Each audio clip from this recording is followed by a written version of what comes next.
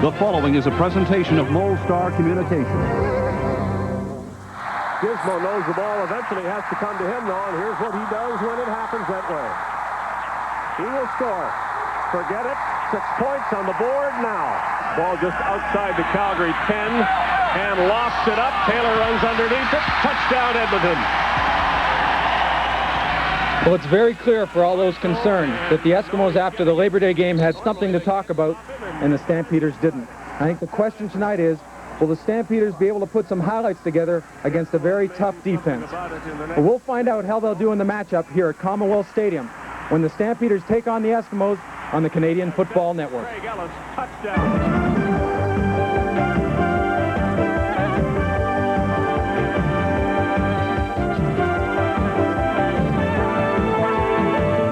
This is Molson Canadian Football Network.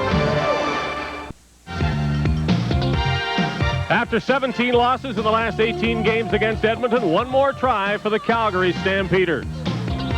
Good evening, everyone, and welcome to Commonwealth Stadium in Edmonton, where the Eskimos are undefeated this season. I'm Dave Hodge. Normally, when playing the Eskimos, especially in this high-scoring CFL season, you have to worry about keeping them out of the end zone and off the scoreboard. They've averaged over 40 points a game. But suddenly, the Stampeders have another thing to worry about, what people normally concern themselves with when they're playing Edmonton, and that's moving the ball against a vaunted defense. And on Labor Day, the Eskimos covered and picked off passes and rushed the passer as well as ever. Mike Walker with 4 sacks, Dan Bass with 2 interceptions, and the Stampeders now have a double problem against Edmonton.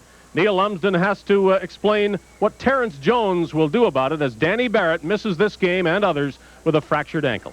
Well, Terrence Jones comes into the game with similar abilities to Tracy Ham, and Wally Buono wants him to act like Tracy Ham. Make a first read. If it's not there and you can't dump it off your back, put the ball away and get downfield.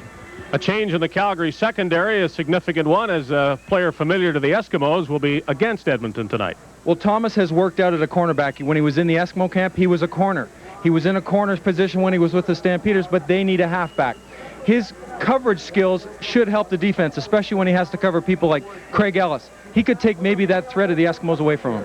You would expect changes after what happened to Calgary on Labor Day, and they've got 5 of them in the lineup today. The Eskimos without Reggie Taylor and Keith Wright, a couple of slightly injured players. Speaking of changes, in Vancouver today, the firing of BC Lions head coach Larry Kuharich was confirmed by the general manager Joe Kapp, and we'll have more to tell you about that at halftime. Meeting number 3 of this regular season between the Calgary Stampeders and the Edmonton Eskimos comes up shortly.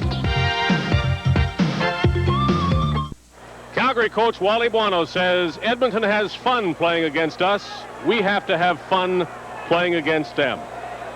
It would be fun for Calgary to win, of course, but it seems that Wally Buono feels they must loosen up before that win is possible. A good start is essential for the Stampeders. They have had slow starts this season. The Eskimos have scored 96 first-quarter points, and by comparison, the Stampeders have only 32, which is about a field goal a game in the first quarter, and the Stampeders would love to start better than that tonight. Buono says we'll try to score on the opening kickoff is what we'll do. But they have Ron Hopkins to do it.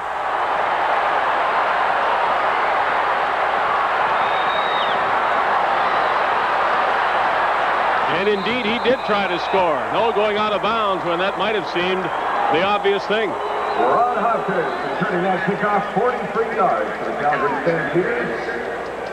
A great return, something I'm sure he had wished he would have been able to do last week, but the only thing on his mind was a couple of fumbles. But a great return to start the game, a great way for him to start the game personally. And Terrence Jones has a good opportunity with good field position.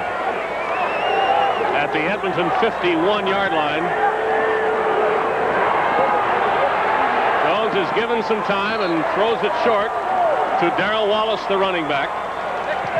A good crowd on hand at Commonwealth Stadium reacting to the football game, the 2 teams involved, and a pretty nice day. The weather can always change, and it has been blowing with wind much of the day, so that always means new weather could come in. 3 yards to go on second down as the Stampeders try to take the lead.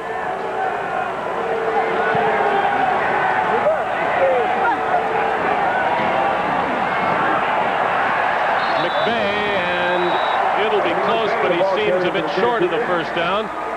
Maybe a decision right off the bat for Wally Buono. He's met quickly by Braswell. You know, everyone knows if you want to get a good jump on Edmonton, you have to do it early. Saskatchewan has proven that. Ottawa proved that. 3rd and 2 for the Stampeders. We gave the Calgary coach just about every possible scenario early in the game. Would he kick or would he gamble? And he never bit once on the gamble. So here they are, 3rd down, couple of yards to go, 50 yards away from a field goal. He's going to try for the points. And he has some wind behind him. McLaughlin has a strong leg to begin with, but this wind will assist it and maybe take some force away from him. Maybe he won't try to kick it as hard as he normally would on a long run.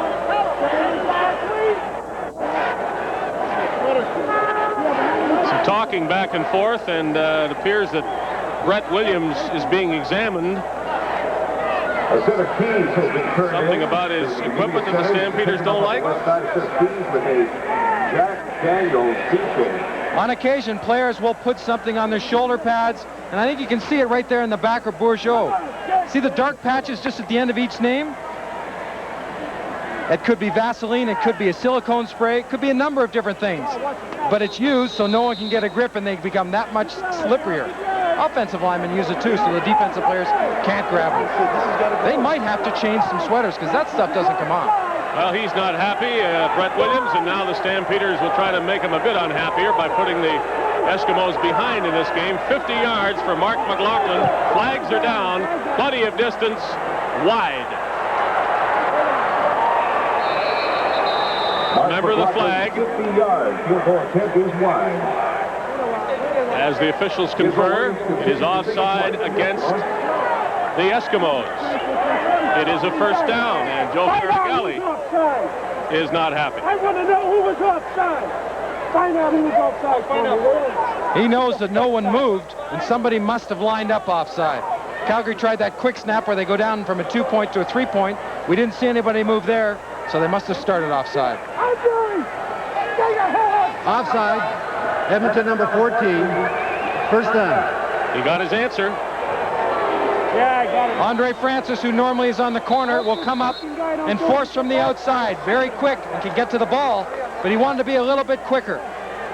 First down Calgary on the Edmonton 38. So the costliest of offside penalties is one that keeps the ball in the possession of the team that otherwise would have kicked it away.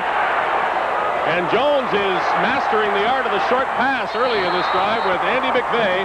He's thrown a couple of passes, one to Wallace and the other to McVeigh, the backs. They can call this play a 3 sneak. The running back's already to the right side of your screen. He blocks first. See him? 34. Now he's lazy. He just sneaks out when all the linebackers have gone to their drop.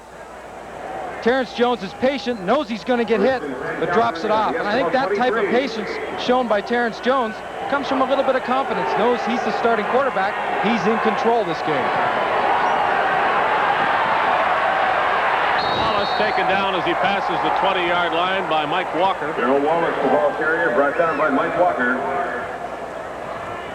Well, everyone talks about where games are won and lost, defenses, but along the offensive line is going to be the key for the Stampeders. They got manhandled last Monday. Brett Williams, Mike Walker had their way on the inside, and I think the Calgary offensive line, that interior part, is going to have to sharpen their skills a little bit if they're going to have success. Ball just short of the 19. It's second down and a short 7 yards to go as Jones neatly avoided Stuart Hill, but that's not all you have to do back there. First sack, the Eskimos had 7 of them on Labor Day, and the Stampeders will try for 3, which would still be an improvement of the single point that Mark McLaughlin kicked a moment ago. Stuart Hill was doubled an awful lot last game. Looks like this time he's on single, but he gets by and forces Terrence Jones out in the waiting arms of Mike Walker.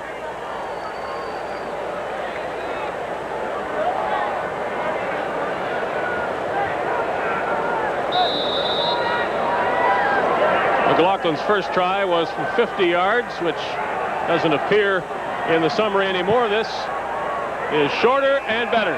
And the Stampeders do have the lead, 3-0. Mark McLaughlin opening the scoring with a field goal. For the Edmonton Eskimos, tonight's game is the Eskimos as a welcome. Mark McLaughlin's 31-yard field goal has Calgary in front. Here are the Eskimos returning the kickoff.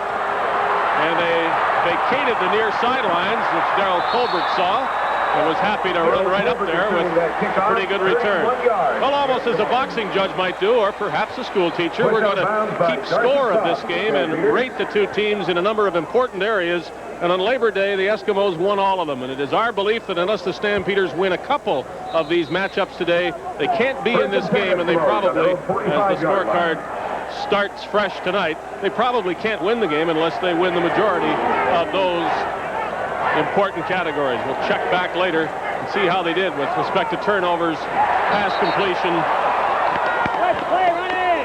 and sacks. The first pass by Tracy Ham is an incompletion. And we put pass completion percentage onto that scorecard for the fact that Tracy Ham doesn't have a good percentage league-wide, only 50%, but it's much better than Terrence Jones. So far, though, today, Jones has completed the majority of his passes, and Ham starts with an incompletion.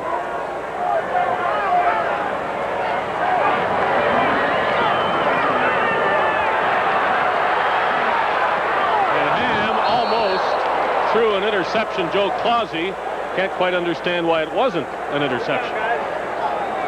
Quick pressure on Tracy Ham. The Stampeders, up until last week, and last week they got 4 sacks, were known for their ability to get to the quarterback, get them out of the pocket, and then run them down. Well, it's not as simple with Tracy Ham. And when you get the ball thrown to you, as Joe Clausey did there, those are the types of things that you want to take advantage of, and then get some points, because you don't get an awful lot of opportunities. Ray McAreedy more secure than ever as the Eskimos kicker, with Jerry Korrick making it in the NFL, and draft choice Steve Christie too. Derek Crawford to the 30-yard line. There's a flag way back in Edmonton territory on the far side of the field. And that is a Calgary offside penalty, which isn't going to keep the ball in Edmonton's favor, except maybe to kick it again. Let's see what the Eskimos want to do. I don't know if I'd want to give Crawford another opportunity to return a kick. That's what they've decided. Leave it at the 30-yard line. Calgary number 76. Decline. First down. Here's the Stampeders on offense, minus Danny Barrett out with that fractured ankle. Darrell Wallace and Andy McVeigh behind Terrence Jones. Dave Sapungis getting the start ahead of Marshall Toner at one slot back position. And up front, Mike Palumbo at the right guard for Brian Hutchings.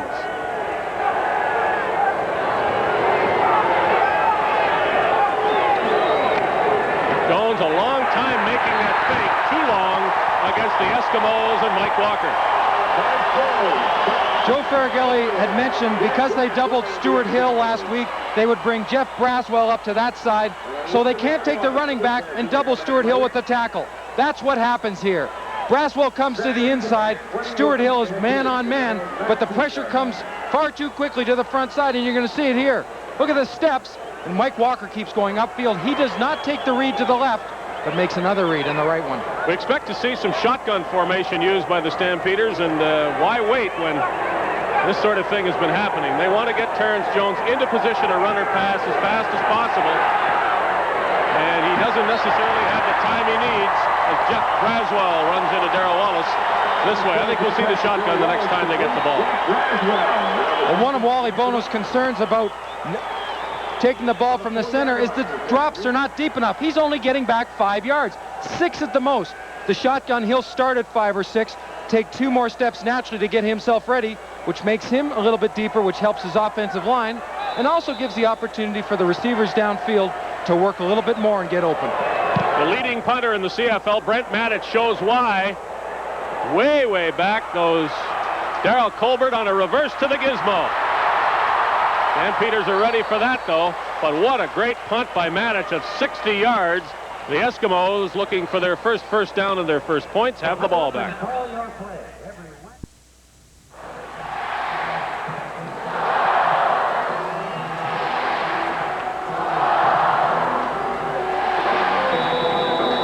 Sits at the Eskimos' 44-yard line. Eskimos for their 44-yard line. Tracy Ham 0 for 2. The first time the Eskimos had the ball, and very nearly intercepted by Joe Clausey.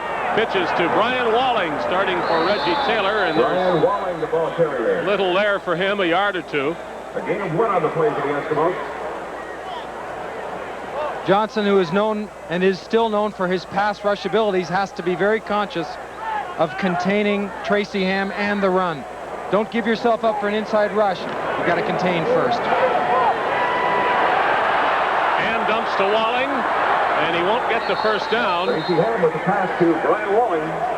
There is the question of how much the Eskimos will run in this game without Reggie Taylor, and I think it's pretty clear they have faith in Brian Walling, but they do have to use him even if they don't, just to keep the Stampeders honest. Oh, and Walling has shown that he has the ability to carry the football, and the advantage of putting Walling in there rather than bringing someone off maybe the practice rosters. He's been playing all year. There's no first game jitters. He knows the offense, both fullback and halfback.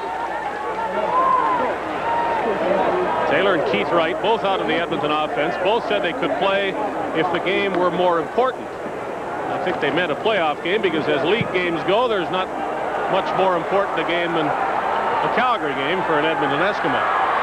Crawford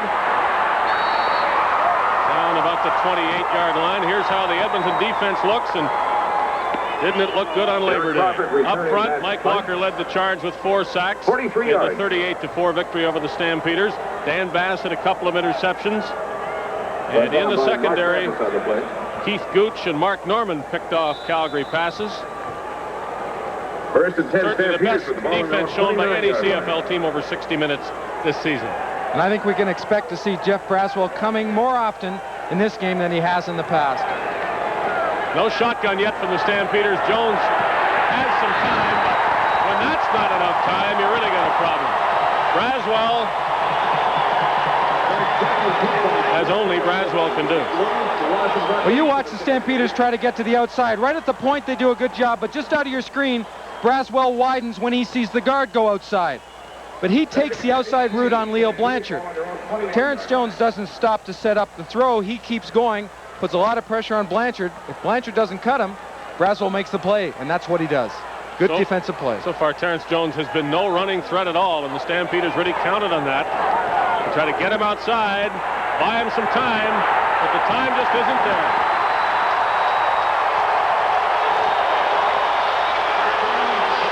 And Jones is still down as Stuart Hill celebrates. Rick Warman is in reserve for the Stampeders as Terrence Jones is getting up slowly.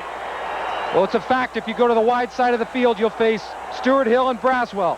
See, Stuart Hill's blocked at the point of attack, but whatever Calgary wants to do is going to have to take place when they do have that opportunity outside. It may be a split second, but in that split second, you either throw the ball or you know there's nothing open and you get it and go downfield as a runner. One of the important tests on our scorecard, quarterback sacks, and the Eskimos are out to a big lead there. And as we say, as many of those important categories as the Eskimos win, the chance for Calgary to be in this game or to win it lessens. The Stampeders, though, we remind you, are leading at this point 3-0. It's a long walk to the other side of the field for a pained Terrence Jones.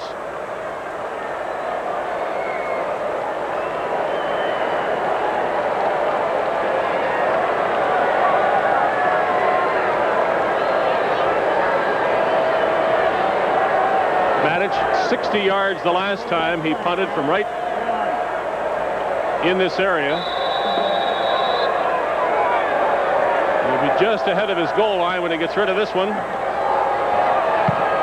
It's another good one. This time they fake the reverse, and Colbert runs up the middle into Calgary territory past the 50-yard line. The threat of Gizmo Williams is there with the ball and sometimes without the ball.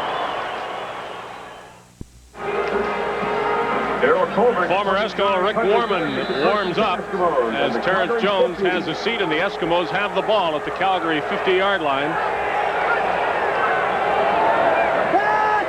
Flags are down as Ham throws it deep. Williams is there. The Gizmo reaches, and the ball wasn't quite thrown far enough. Pass attempt to Gizmo Williams incomplete, and there's a flag on the play.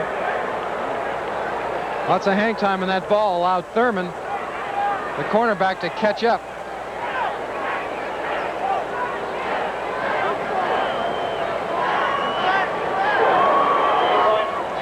Procedure. Edmonton number 2. Decline. Second down. The penalty was against Henry Williams. Second and 10 Eskimos on the Stampeder 50. He flanks wide to the left again on 2nd and 10. The Stampeders declining that penalty.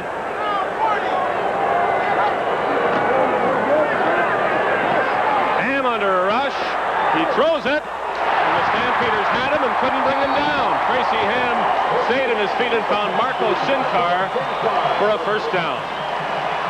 Well, if that doesn't make you get up and smack the helmet for the Calgary Stampeders, and watch how they do a good job of coming upfield, containing. Mitchell Price comes to the outside. They create the perfect pass rush pocket.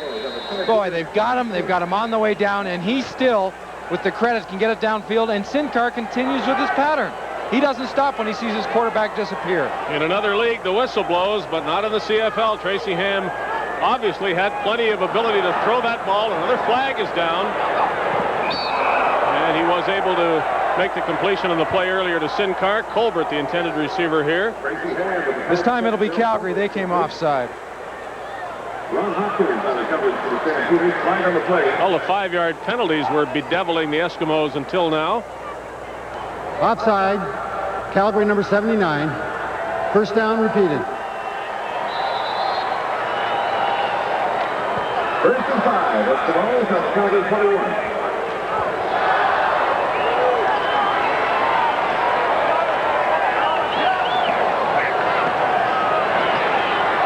To the end zone and overthrows Craig Ellis, who takes a bump for his effort and gets right back up without complaining about it. Terrence Jones, when he came off the field, you saw him walking on a bit of an angle, and he still is, and that's because his left shoulder is separated. He was taken down hard on that side, and that ultimately can mean if that shoulder is pushed in with some weight on it, that it's going to come out, and unfortunately, that's what happened. Ham on the run. Flag again, and Tracy Ham is out about the 15-yard line. It would be an Edmonton first down unless the penalty is against the Eskimos, and the Stampeders indicate just that.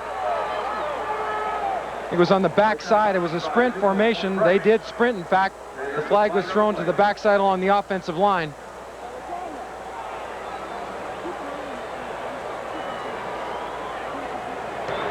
Holding. Edmonton number 34. Second down repeated. So it's not what the Stampeders have to worry about right now with Edmonton having the ball, but let's ponder this. With Danny Barrett and Terrence Jones, they were able to score 4 points on Labor Day. And now both of them are gone, and it's up to Rick Warman when the Stampeders get the ball back. It's Commonwealth Stadium, Edmonton, the site of this third meeting of the season. This is the Canadian Football Network. Dave Hodge with Neil Lumsden, and Calgary does have an early 3-0 lead. Chased by Walter Ballard, who missed him.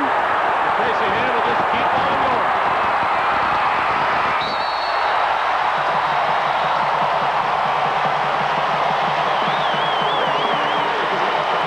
Well, two things create a good play other than Tracy Ham's ability, and you can never forget about that, is watch at the top of the screen, 81 Johnson. He does take an inside move. Now the corner's gone. Ballard doesn't get him, and then this team turns into a blocking machine downfield. When Tracy Ham takes off, everyone that's downfield, as far as receivers or backs, turn up and pick somebody up. Out at the 11-yard line, Ham, the only CFL quarterback ever to rush for more than 1,000 yards in a season. He's behind that pace this season, but it's not impossible for him to catch up to it. Walling cuts back and spins for about 3 yards. Well, the Stampeders that time, with good movement out of Joe Clausey, out of the middle linebacker, were able to take the point of attack away from Edmonton. They pulled their guards out, but they didn't have success. They didn't get upfield. If your linemen don't get upfield, that means the defense has come along the line of scrimmage, taken the gaps away, and that's what they did. 2nd and 7 from the 8.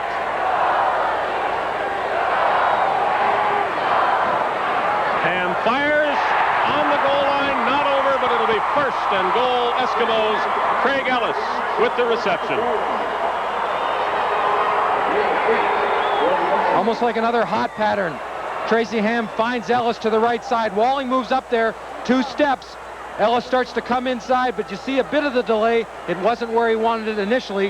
Had to hang on, and Ellis makes that adjustment and keeps coming across a bit, does not keep going upfield.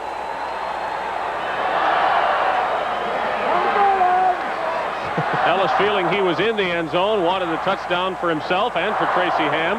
Ham has thrown 22 touchdown passes in the first half of the season. He is on course to break a record. From 1 yard out, the Eskimos are not going to be throwing it. They give it to this man, Blake Marshall, touchdown Edmonton.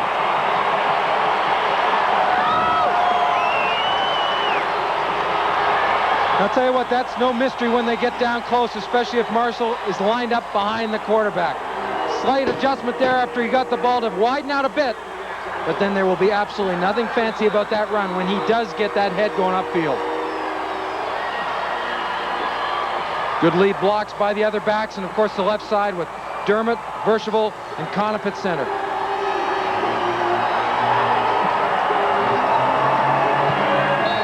Marshall has his 7th touchdown of the season, and there might not be more than 7 or 8 yards total in all of those runs, but they do count for 6 points. Good block by Johnstone. See him take Clausey when he moved into the hole. Johnstone normally heads straight into the hole, but he makes the read on the blitzing linebacker. Clausey has a great collision going with Marshall if Johnstone doesn't make the block. Well, Tracy Ham's ability to throw despite heat helped that Edmonton drive. He was wrapped up in the arms of a Calgary defender on one completion and hung right in for the pass to Ellis that put them at the 1 yard line. And he did a little running himself, too. I don't know if there's going to be a situation where Tracy Ham won't do a little running.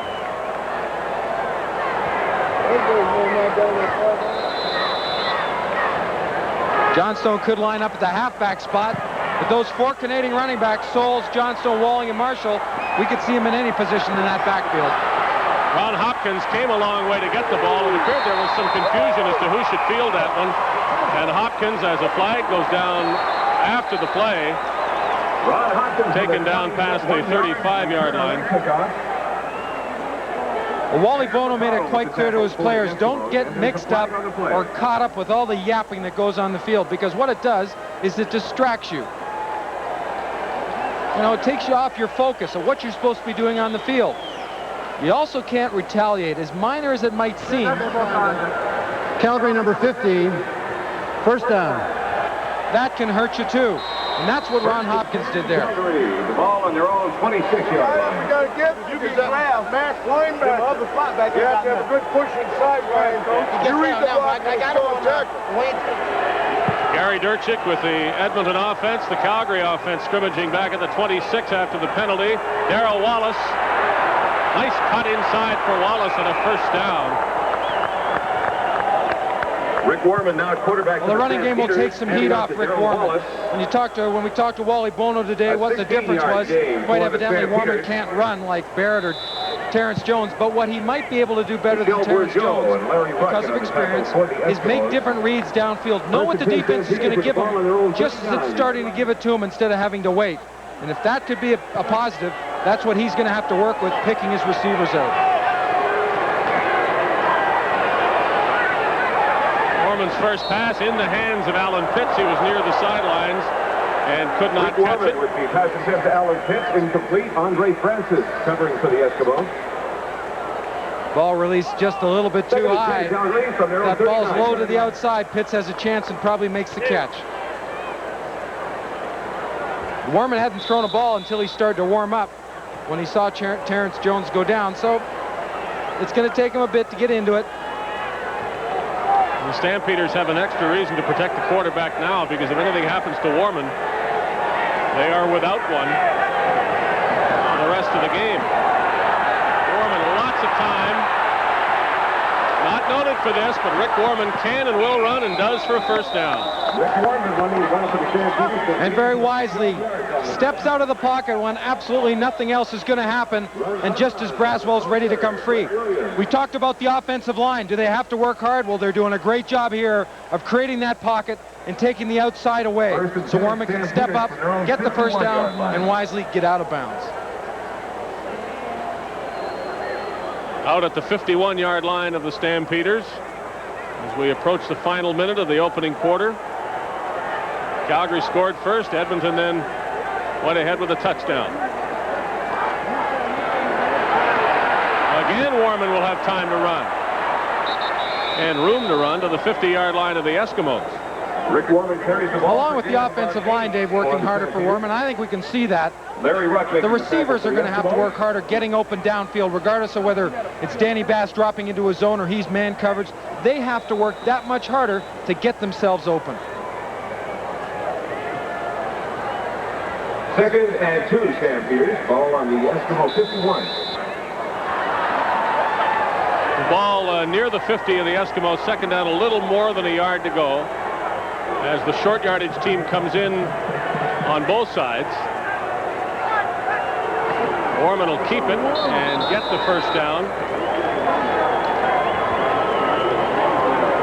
Rick Warman keeps the ball for the first down for Calgary.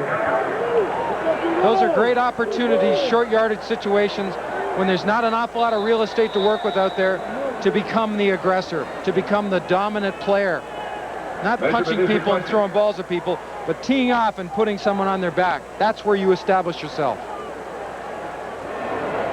They'll make sure of the first down with a measurement.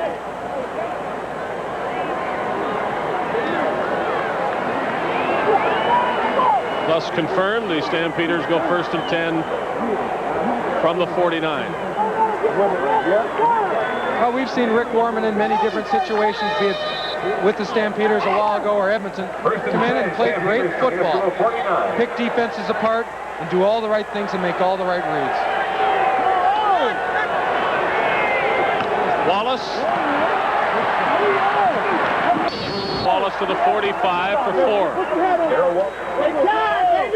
The one thing the Stampeders are doing when they go to the short side of the field is they're staying away from the Edmonton strength. That's Braswell and Hill.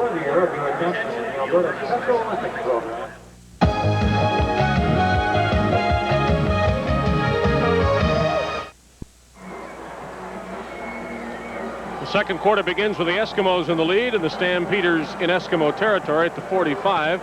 The Calgary Stampeders have done a pretty good job of keeping the football. 2nd and 6, Stampeders. With some decent drives, though it hasn't produced a touchdown yet. 2nd down and 6 is this play for Rick Warman and the Calgary offense.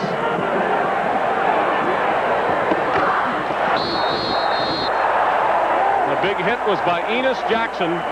Rick Warman with the pass attempt to Sean Beals, incomplete for the Stampeders. Enos Jackson making the hit for the Eskimos.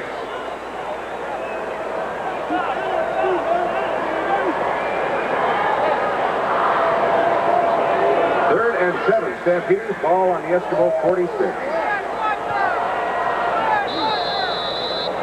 It would be a 52-yard field goal for Mark McLaughlin into the wind, and so they're going to punt the ball.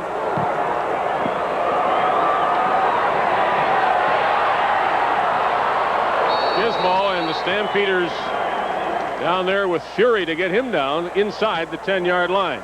Wally Buono admitted the Stampeders weren't relaxed enough on Labor Day and said he had to try to loosen things up coming into this game. Well, again, maybe the hype is part of the thing that we need to get away from and just relax and play football. As far as intensity, I think anytime you get on the football field, there's lots of intensity. Sometimes the hype is a thing that causes you to have too much pressure on yourself, and you know, I think that's one thing maybe as an organization that we've done is put too much pressure on our players instead of just allow them to go out and relax and play good physical football. We've added that pressure onto them. And Neil, there's automatically less pressure on the road, where it seems to me in recent seasons the Stampeders have played their best football against the Eskimos. Maybe it's the opportunity to get out, get away from what's going on at home, and I don't think there's any question when there's a buildup of a crowd and people expect a lot out of you.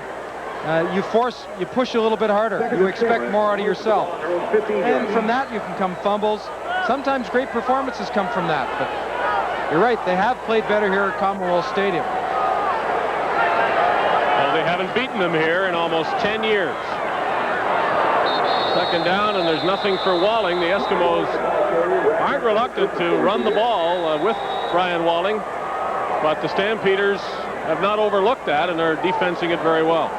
Watch how you play the comeback. You step inside, as you see right there, but you've got to be able to move laterally, and Finley does that. He's in the pile, but he doesn't bury himself and lose control. He knows that the running backs, all the running backs in Edmonton, can hit that pile and slide out. Ken Ford has to be an active player in that defense. He's flamboyant, he's wild, and when he sets tempos on the field, usually the Calgary defense can live up to that type because it can be contagious. They couldn't quite live up to his pre-Labor Day prediction, though. He boldly said that the Stampeders were going to win, and that was that. He didn't say that coming into this game. Blake Marshall is the injured Eskimo. Well, you're always safer if you let your actions do your talking for you, and it's an old cliche, but it's true.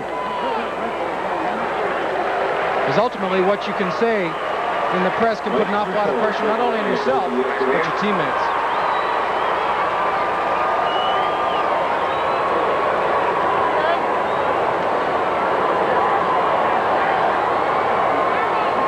McAreedy came into this game just behind Matic in the punting derby.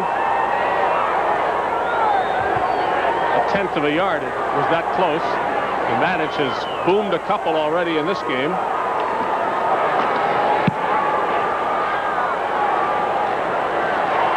McAreedy's punt is handled by Crawford, and he's taken down. It would not surprise anybody, or it shouldn't anyway, that these teams work hard on special teams. When they kick it, they have to do a good job against the opposition.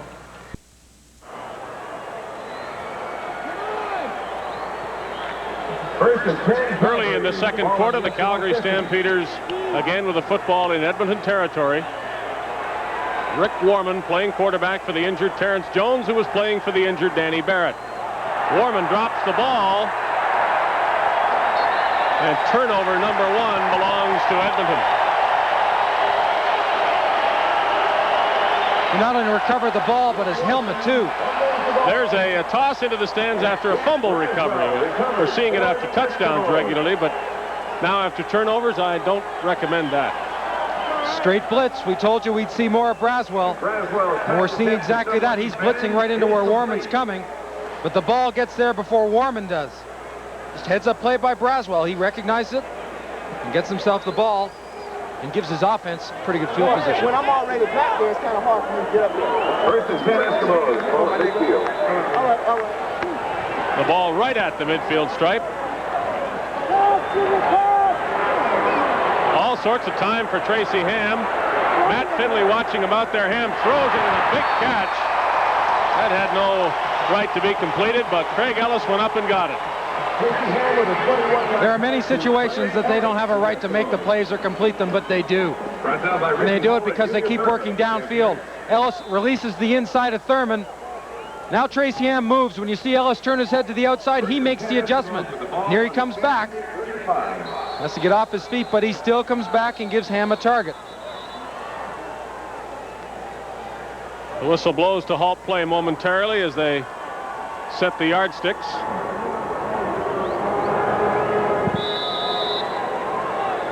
Eskimos at the Stampeder 34, trying to stretch this 7-3 lead.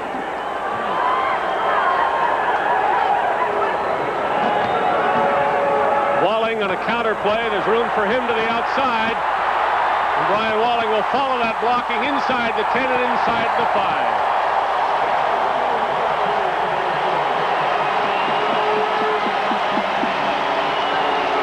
Sometimes the play he calls fits exactly into what the defense is doing. They're running this draw. Darryl Hall, number 7, is blitzing. The linebackers are blitzing, and they're hitting to that side, right where the blitz is coming from. And they find a seam because of the offensive lineman. Look at Henry Williams downfield. The two's matching up, and Williams is just pushing Thurman back 5 yards. A 30-yard run by Brian Walling, subbing for one of the league's top rushers, Reggie Taylor. So here are the Eskimos, first and goal again, 3 yards away. Johnstone gets the call. Chris Johnstone, the ball carrier. Not sure Blake Marshall is in there. We saw Marshall go down a little bit earlier. He still remains off, which puts Johnstone in his position, and the two lead blockers are Michael Souls and Brian Walling. And that depth, you know, you don't even, looks like they're skipping a beat. Walling joined by Michael Souls and Chris Johnstone. And there's exactly what's happening with Blake Marshall, who Won't get the chance to score here that would be his if he was in the game. Johnstone again, almost untouched.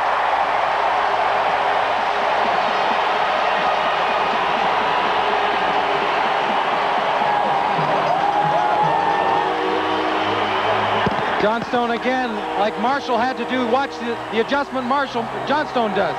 Just a little lateral slide away from that one hole to the outside. When you've got your head up and you can see what the defense is doing, or more importantly, what your offensive line to that side and your backs are doing to help you, you make the right read and you explode upfield, and he did that. And once he got going upfield, I don't know if anyone laid a hand on him. Twice as long as Marshall's run. That was 2 yards for Johnstone, as the Eskimos have what it takes to get it in when they get that close.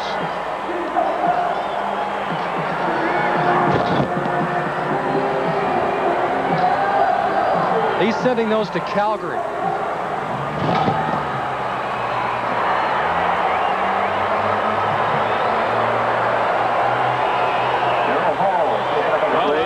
Contraption might have to play quarterback for Calgary later if anything happens to Warman. Well, if Warman does go down, we saw a year ago when Calgary was ahead in the football game, they put Darcy Kopp in at quarterback, and he, I think, is their designated third quarterback.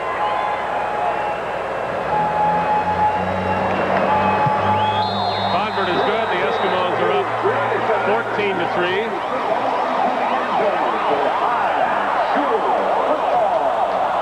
Molson and CFN are proud to bring you the best of Canadian football.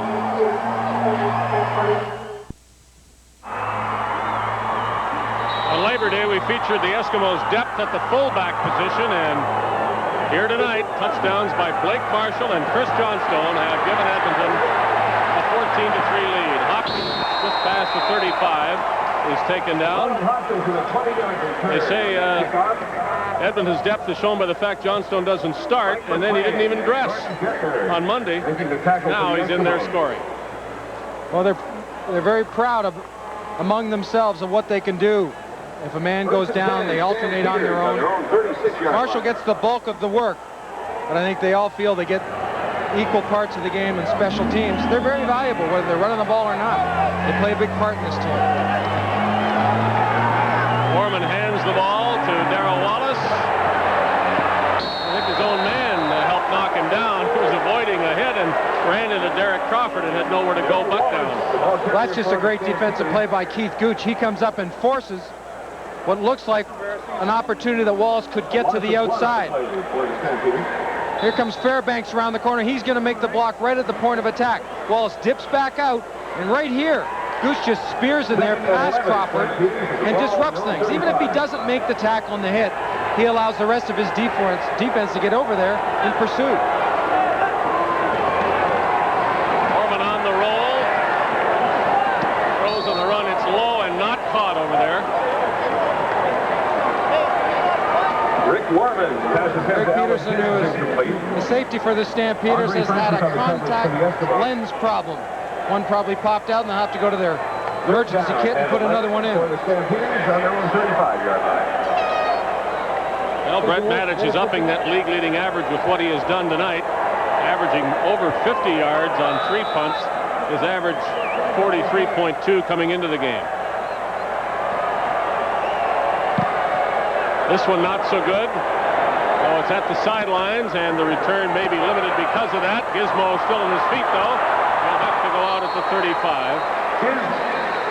With 9:24 left, the Eskimos get the ball again, and they have the lead.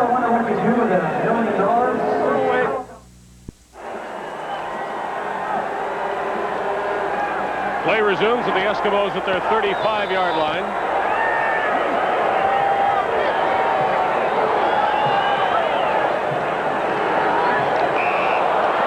Trying a quick hitter to Walling.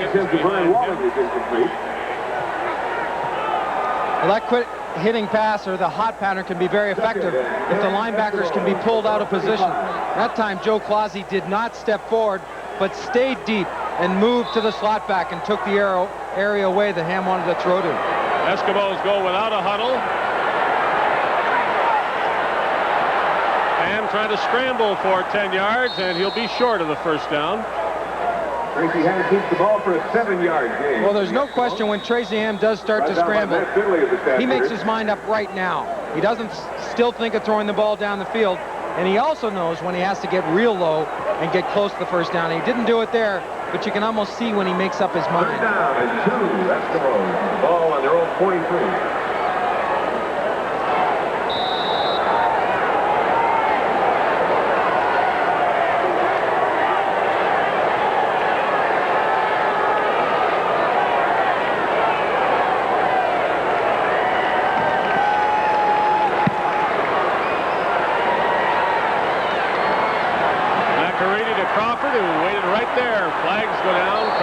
At the 36-yard line.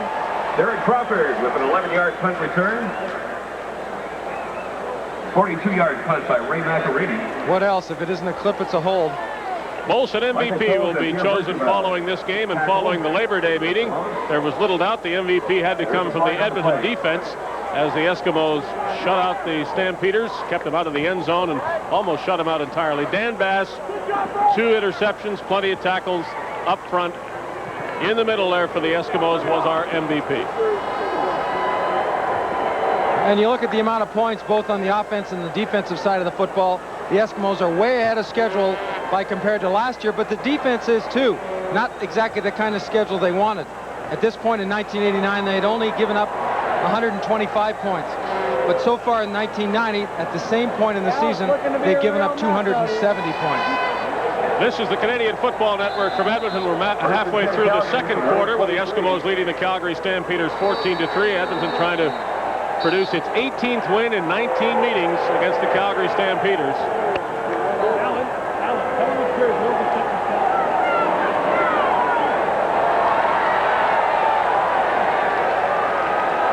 A record that has caused some to wonder just how great a rivalry this can be when one team wins all the time. It's a rivalry that is celebrated here in Edmonton and gnaws away at the Calgary people.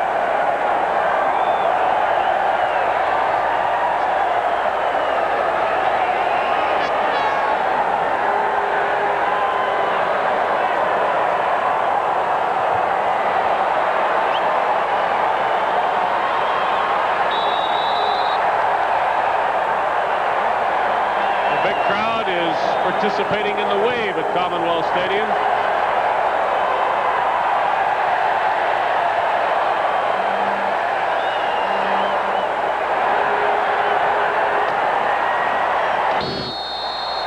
We take this opportunity now to welcome viewers watching us on Sports Channel America, as well as our Canadian viewers on CFN. It's the Calgary Stampeders and the Edmonton Eskimos for the second time this week. And the Eskimos, who dominate this rivalry, are leading this game 14-3 midway through the second quarter. And at a time when you don't want to put any undue pressure on anybody, the Stampeders have to now begin to respond, get downfield, and get some form of points. Rick Warman, playing for the injured Terrence Jones, completes a pass to Alan Pitts at the 40-yard line, and the Stampeders move the yardsticks. Wally Bono made an interesting comment to us. He said, you know, Edmonton plays an awful lot of zone. We have to get them out of zone and into a man situation. And when we can do that, then our receivers like Pitts, Crawford, Eddie Brown, if he gets in the game, that's when they can work man on man and make something happen. Break a big play. Norman under a fierce rush. He got the ball away, and it is over the head of Alan Pitts. The Eskimos really came with just about everything that time. They sure did, and it's led by Danny Bass, and downfield it's man coverage. So Warman had the opportunity he wanted to. Here comes Bass. He just drops his shoulder on Palumbo. Says, forget about anything fancy. I just want to get in his face and disrupt his throwing, and that's what he does.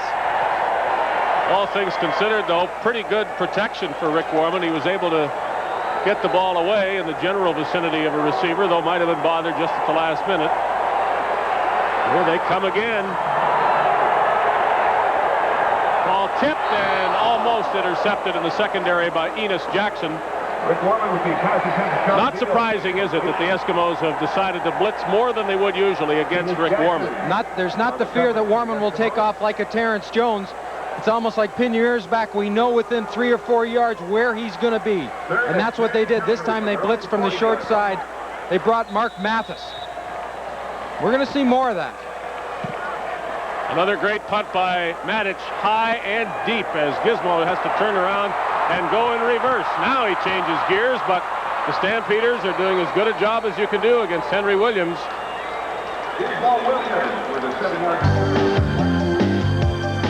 Stay with us at halftime. We'll give you some details, at least in the form of Joe Kapp comments on the firing of Larry Kuharich as coach of the BC Lions earlier today. Still unknown the next coach of the Lions, and they have a game against these Eskimos next Thursday, at which our CFN crew will be present. All sorts of rumors going around about who might be the next coach of the Lions. Initially, Bob Obilovich's name was mentioned more than any other. Now it is said he is virtually out of the running, perhaps of his own accord. Hopkins reaching in front, and the Eskimo fans weren't sure he did that legally, but there is no flag. As we look at the Edmonton sidelines, Neil, we should deal with the possibility that the Lions will hire from within the league an assistant coach who may well be working tonight for either Edmonton or Calgary. Well, it puts whatever organization he tries to dip into a precarious situation. I don't know if in the mid part of the season I want to give up one of my coaches who's probably an offensive or defensive coordinator.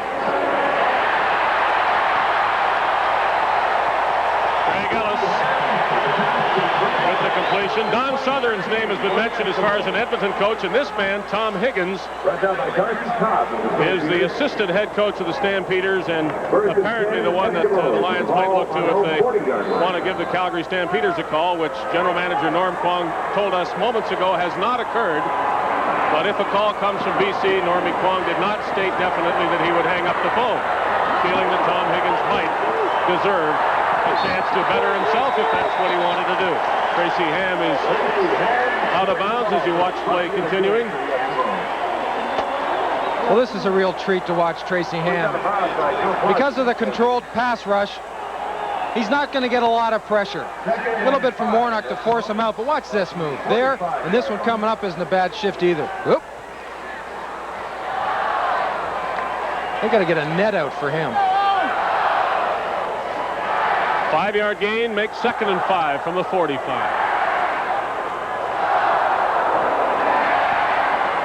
And Ellis. Well, you get an opportunity to see some great communication. So many times you'll see a receiver go down and he'll turn in. Not this time. The pass isn't there. Watch the adjustment. Back to the outside. Ham sees Clausey coming. The other linebacker's out of the way, so the adjustment isn't in now. It's out. Nice ball control by the Eskimos as time winds down in the second quarter.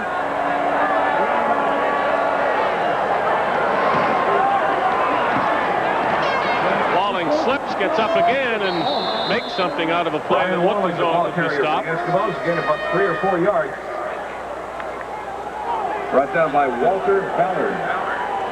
Walling is not Reggie Taylor, is not that sort of talented running back, but as Joe Faragalli likes to say, he's better than he should be when you glance at him. He does a lot of things well that you don't always notice, and he will block as well as anybody in that backfield, and also is capable of running, set up a touchdown with a 30-yard romp earlier in this quarter.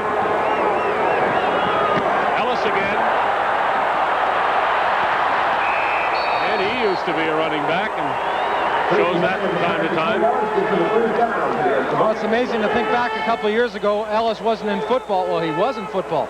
Let me correct myself, but it was flag football. It was something he was doing as a hobby. He coached a team and played. And then he comes out to the Eskimo training camp and simply asks, look, can I have a tryout? And I would bet you the Eskimos are relatively happy they said yes. And with plenty of time, almost too much. Tracy Ham is better when he makes a decision earlier than that. Tracy Ham stopped on the play by Will. Well, Will Johnson this time gets an opportunity and doesn't give up the outside. He plays the block and stays wide. It only comes off when Ham starts to come closer to him. But I'll tell you what, that puts a lot of pressure on your secondary because it's tough to cover man-to-man for too long.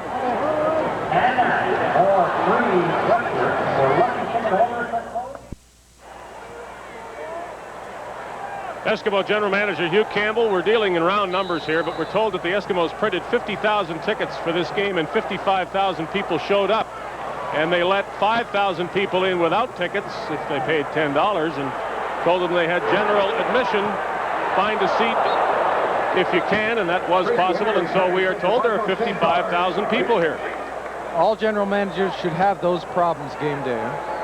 Greg Peterson on the coverage for the Stampeders. Well, no CFL general manager would ever want to turn people away. 3rd and 14. Eskimos. So the 5,000 are in. 45. Happy to be there, and we're happy to have them, and you along the Canadian Football Network and Sports Channel America to watch another football battle of Alberta that has come to be dominated by the Eskimos, and that's the case here again tonight. Though the Stampeders, I think we should say, are playing better than they did at home on Labor Day. They certainly are playing better defensively, and I think their special teams, specifically their coverage on Henry Williams, has been, to this point, outstanding. Let's say the Eskimos have had to work harder for their lead, and it is a slimmer one at this point in the game than on Monday. Ron Hopkins turned it up. Biggest return of the game belongs to Calgary, and the Stampeders are the best in the league at this. And Hopkins took a long time to find the room he needed to turn it upfield. Well, he makes a great decision to come up on the ball. Look, he races up a good 7 yards. Once he's got it secure, he doesn't go up the gap. He tries to get to the outside and outraces Mike McLean. Now everyone come back and make a block. Cut back to your left. Good blocks up front by Ford. Hall's working for him. If it isn't for Jim Yock, it's a bigger return. 40 yards as it is.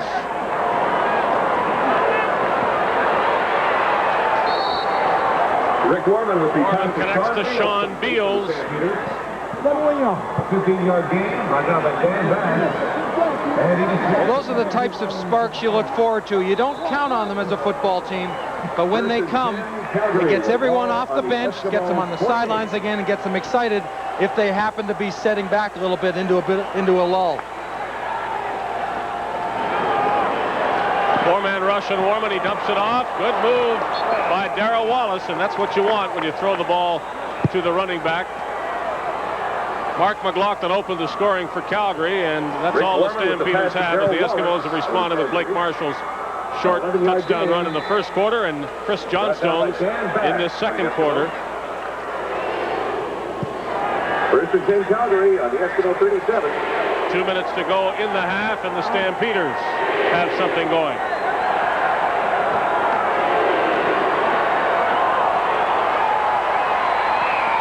Derek Crawford had to find the ball. Once he did, he had a shot at it, but Andre Francis had pretty good coverage.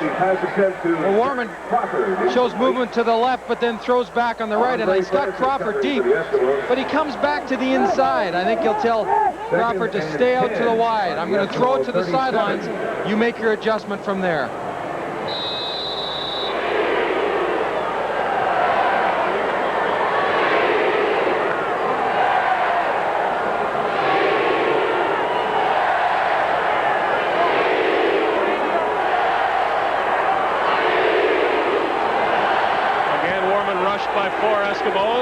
Over the middle, Beals, and he's contributing tonight at the 20-yard line. The only time you go into what I like to refer to as the migraine zone, you have to have a guy like Norman that's going to come up and put a shot on you. If it's shorter, they've got their middle linebacker to do that. But see how Warman recognizes it, waits a bit longer, and throws to the spot where Beals is going to, not necessarily to the receiver as he's going to the spot.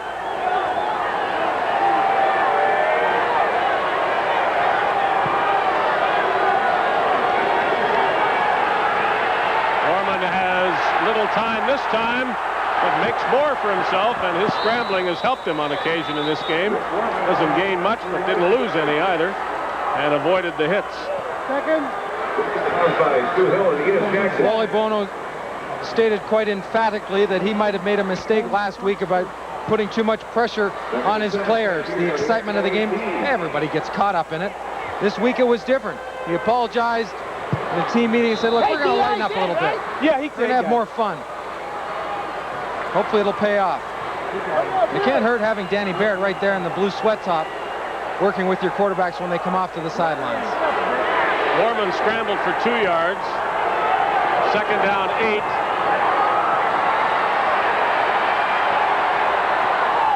for Crawford, and it's almost picked off.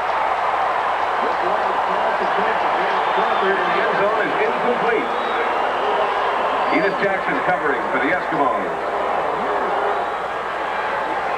Well, the coverage downfield wasn't there when the ball was thrown, but anytime you give good defensive backs who have the ability to close on the football when it's in the air, Gooch passes him off. See, right there, that's where the ball's thrown. Crawford makes a good effort to try to come back and take it away, but Jackson was there to respond. So the Stampeders will settle for 3 from 24 yards out. McLaughlin makes it good, and with 1:11 remaining, some of the tempers start to flare. Francis and Gooch, and flags will fly because of that. Don't normally see a kicker involved like that. At least if they do, they're not involved for very long. I mean, you got kickers, they don't wear a whole lot of equipment to begin with. Some of them wear hockey shoulder pads. They're going to call it against the Stampeders.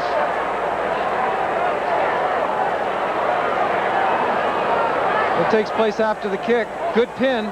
Ball's down by Warman. Just a little bit of extra by Andre Francis. Now, McLaughlin, if we can keep it going, watch what a kicker does when he's challenged. He kicks. Well, you don't have to do that. Half-heartedly, we might say, but the call is going against the Stamps. Unnecessary roughness. Calgary number 13, after the ball was dead.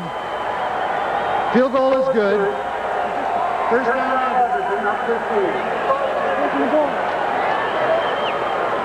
Instead of receiving a kickoff, the Eskimos will take that ball, and with the penalty, it takes them all the way to their 50-yard line.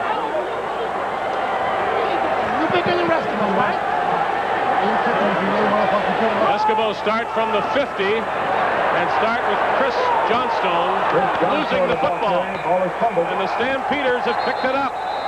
Stampeders recover. Well, at the other end of the spectrum, we talked about Mark Norman coming up when Calgary had the ball and putting a great shot on Beals. Watch 24, Greg Peterson. Johnson's going to break in and then out to the right. In the middle of your screen, here he comes. Whack! Right there. That knocks the ball loose. First and 10. Great hit. Eskimos have the best turnover ratio in the league, but they're not ahead of Calgary in this game. One turnover each side, and the Stampeders will not try to turn this one into points late in the half. That's for you, baby. The Warrior, Kent Warnock, with the fumble recovery. Warman hitting downfield to Sean Beals, who, according to the coach, Wally Buono, was open in Monday's game, and the quarterbacks weren't getting the ball to him. They are tonight. Well, you need some protection, and Beals isn't open immediately going down the seam, but he is open when he finds that spot in front of Norman and behind Danny Bass, and it takes a touch pass and some maneuvering by Beals to get to that area where Warman can drop the ball into. And you need protection, and Warman is getting it from his offensive line.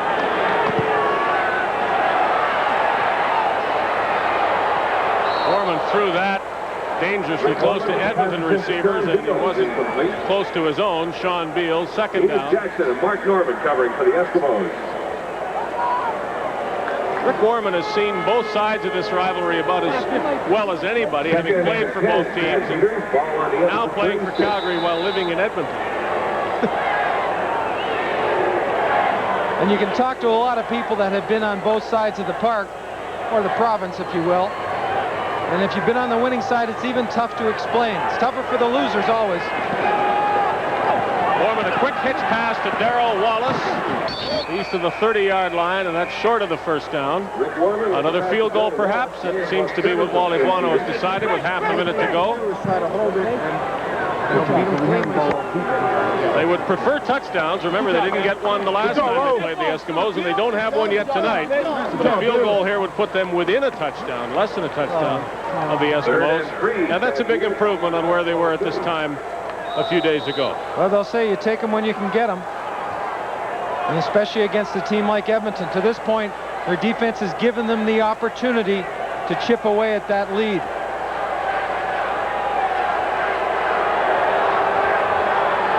This Mark McLaughlin field goal attempt is from 37 yards away, and it is blocked.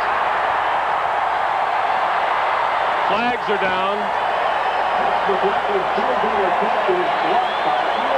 And McLaughlin is involved again after the fact with Jeff Braswell, which isn't recommended. Well, one can only wonder whether what happened the last time he kicked had anything to do with this one. Well, I think to begin with, the ball might have been a little bit low as far as the trajectory goes. Either way, if you can get your hand on it, you've been able to get upfield in one soft area. The ball did not cross the line of scrimmage. Therefore, there is no yards penalty. First down, Edmonton. See for yourself right here where on the left side, great hustle from the outside. He has to come a long way, and he also has to release his body to the spot where the ball's going. When you've got some quickness like Andre Francis, you can do things like that. Ham, a quick toss to Marshall. Blake Marshall, the ball carrier. 1 second remaining. One more play By Will Johnson of the Stampeders. for the Eskimos as the Calgary defender is on the ground. We remind you at halftime, you'll hear from Joe Kapp on the firing of his close friend, Larry Kuharich in BC. And unless things have happened in the last hour or two, there has been no word on who might coach the Lions next week against the Edmonton Eskimos. And the way it has played out to this point, it might not even happen later today.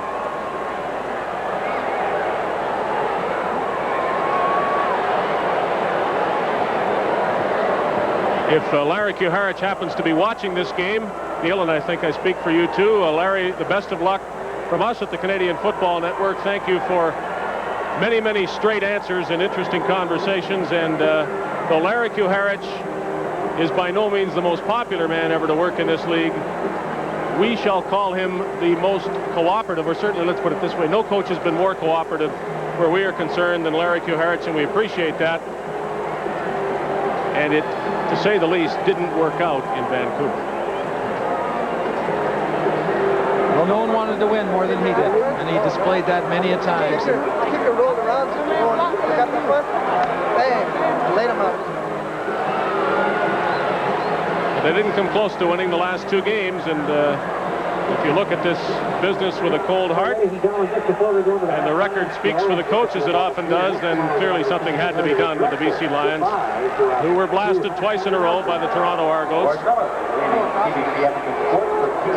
Until then, however, the Lions were not in a hopeless situation, and a few days before the first of those Toronto games came the circus-like atmosphere in BC, and I guess you can only wonder whether any coach could have survived that the way things went on. Not only any coach, anybody. That's a tough position to put anyone in, to try to do your job knowing that what's going on just isn't only affecting yourself and your family, but it affects your players and the assistant coaches and the organization. And Kenny Ford is slowly being helped. And boy, you hate to see it when they move around the neck and the head area. It's just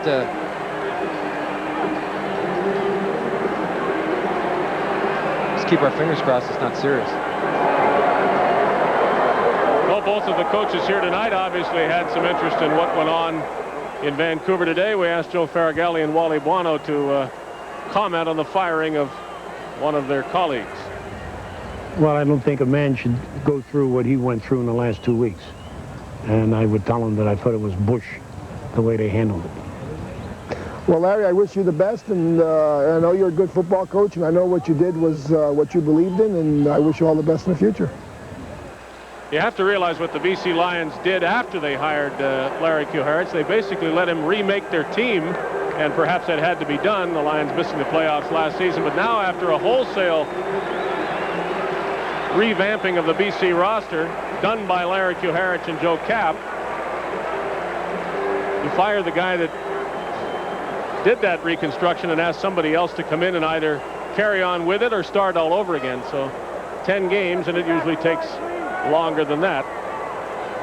Took Kuharich longer than that to get the Stampeders to the point of almost beating the eventual Grey Cup champions last season here in Calgary.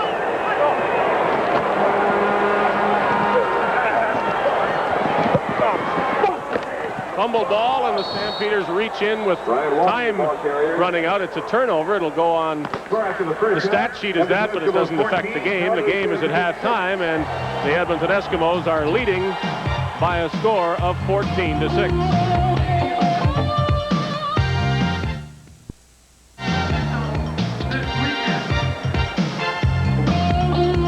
It's the Eskimos on top of the Calgary Stampeders, but it hasn't been easy, and the Edmonton lead is 8 points. After 2 quarters, Larry Kuharich fired as coach of the BC Lions earlier today. It took a while to make it official, but Joe Kapp finally did that and put into words the decision of the Lions management. I don't consider this a happy day. If I look like I haven't slept in 3 days, it's correct. It's because I haven't. These 9 days or 10 have been as painful as ever I've gone through. You love the game of football, and you want the best for all concerned, and so it's not a happy day. The man that's probably worked harder and stronger and faster and longer than any person in our organization from January to now is Larry Kuharich, and we've agreed to disagree, and he will not be the coach for the BC Lions. He is a close personal friend of mine, and he will remain that. Prior to our road trip, we were an exciting football team. We were competitive. We were the leading attendance in the conference. In the league. And these last 2 games, 3 games, have put us in a position that we've made the change. I will not take over this football team. I'm taking over what I take over. The coaching, we will find the right person to take over, and we're not going to take a lot of time to make that decision. But when we first took this over, I asked you people to, you men and you too, Jody, that we're right in the middle of this, right, as we speak. So we don't have all the answers solved. Well, Joe Kapp says he definitely won't coach the Lions next week. He says Bob Obilovich probably won't coach the Lions next week. It appears that the next BC coach will come from within the CFL, from another team, an assistant coach currently working in the Canadian Football League. It is permissible to ask another team to talk to an assistant coach. That permission doesn't have to be given. The Calgary Stampeders have already said that if indeed the BC Lions are interested in Tom Higgins, then the Stampeders would probably allow Higgins to pursue that opportunity. However, reluctantly on the Stampeders' part, and Edmonton could be in this position as well regarding Don Southern, one of their assistants. Edmonton right now dealing with the Calgary Stampeders and vice versa, and that's the halftime score.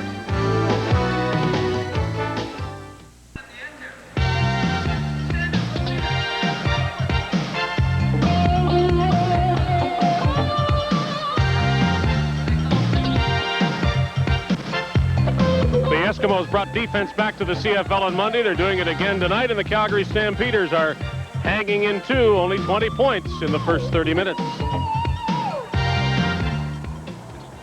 Tonight on the CFN Hit Parade, most of those people that go to the football game and report on it to their wives say they only watch the football game. But watch this, The Look from Roxette.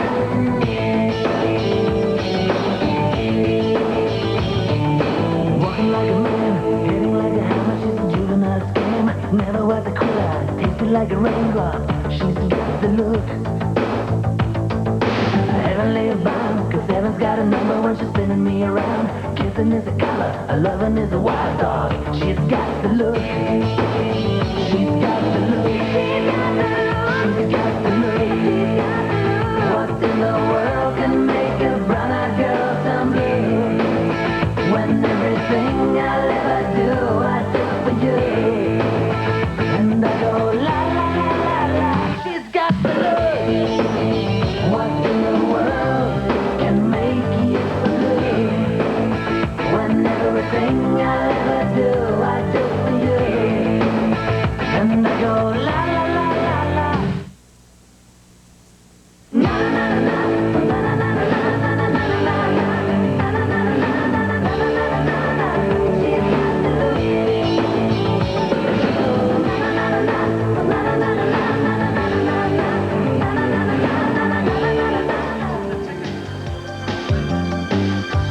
my first look. Thank you, Neil. Honestly, Edmonton 14, Calgary 6.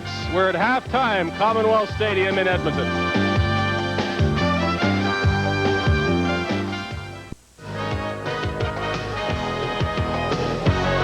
The Edmonton Eskimos are trying to maintain their unbeaten record at home in 1990. They have an 8-point lead over the Calgary Stampeders. Here's some of what went on in the first half. Wanted a touchdown for himself and for Tracy Ham. Ham has thrown 22 touchdown passes in the first half of the season. He is on course to break a record.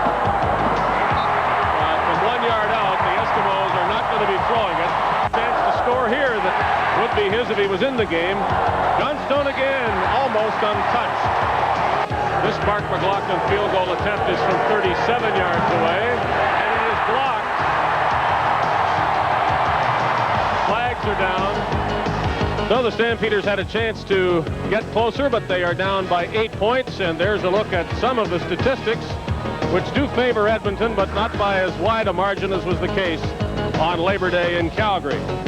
See, the Stampeders have had the ball more than the Eskimos, and that has helped Calgary, but it hasn't helped them put it in the end zone yet.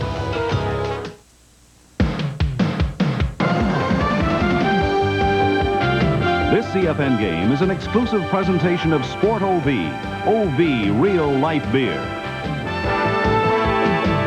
And Priority Courier, the official courier of the CFL.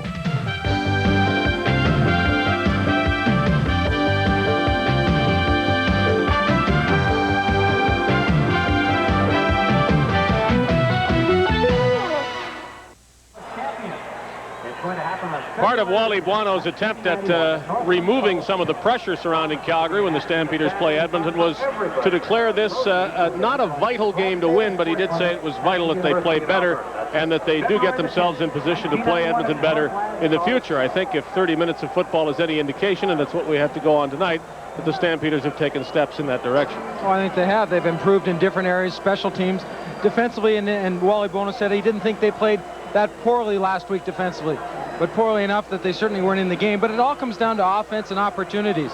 They've passed up some opportunities thus far. As I said, and I've always felt that both as a player and when you sit up here, opportunities don't always come along.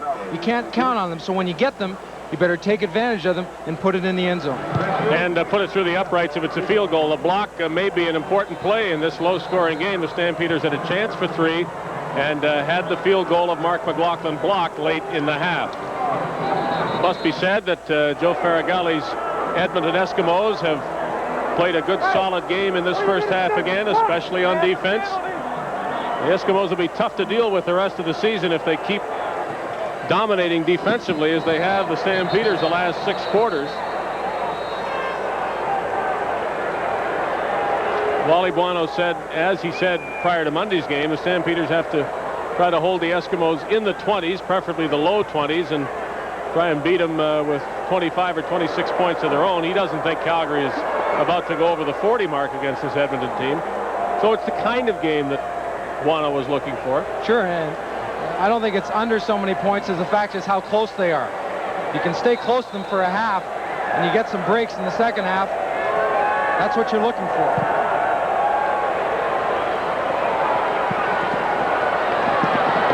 Darryl Colbert right near the sidelines did have to field that ball, and then he makes something out of what looked like nothing on the return. The Stampeders guilty of watching him without tackling him. Well, never assume when you're going down and ready to take a shot at somebody that they're going to step out of bounds. You can never do it in a returner, and you can never assume Tracy Ham is going down with the sack or is going to step out of bounds. Warman 1 completion short of Tracy Ham's total. Ken Ford, and he was shaken up near the end of the first half. Not playing, and it doesn't look as though he'll return in this game. And that'll hurt Calgary. Injuries have done so. And down the middle to Gizmo Williams, and Henry Williams has a big catch. He loves to return kicks, but he also likes to be known as a wide receiver who keeps getting better at that position. Again to the backside. You watch all the movement come here. A little bit of a fake, defensive, everyone's stepping to that side, and Tracy Ham will look back and get Williams coming through that deep seam. The reason Greg Peterson's not there is because he's gone to the front side. He comes in there late, but his responsibility took him to the front side that seam was wide open. Dan Wicklum, we should mention, is the replacement for Ken Ford at the linebacker spot.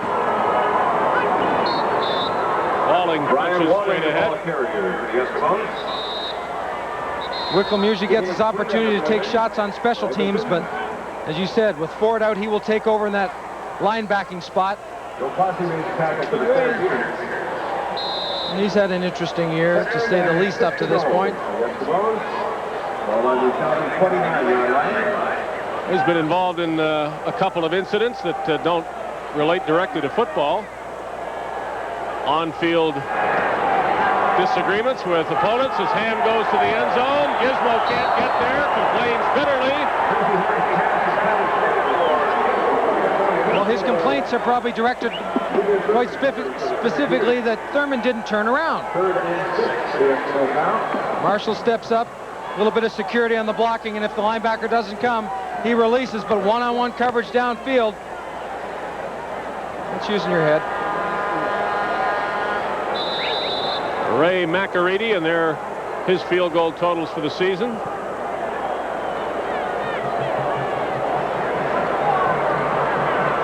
Try to put number 21 through the uprights here from 37 yards away. Jordan Gartner holding. McAreedy is good. Rain begins to fall on 55,000 or so here at Commonwealth Stadium. As we remind you, you're watching Molson Canadian Football Network.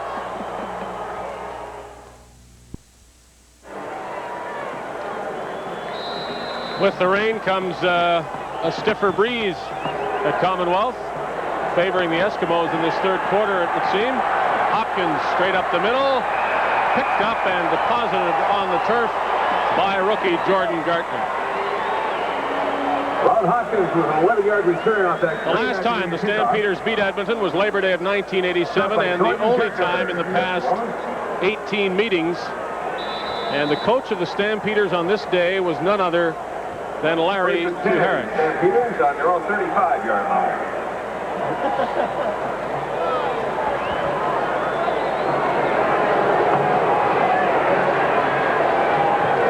Calgary from from their own 35-yard line. Warman with one pump, and the receiver didn't do what Warman thought he would. Oh, quite clearly somebody messed up. Warman's pass attempt to Sean Beals incomplete. Well, it seems like when things go wrong, they go wrong in a big way. Wally Bono selected a specific play last week when his defense was on the field, sent Wicklum in with a specific coverage to cover a specific play. In other words, change the coverage on a running back. So the linebacker doesn't have to cover the running back, and sure enough, the defense doesn't call it right. Touchdown.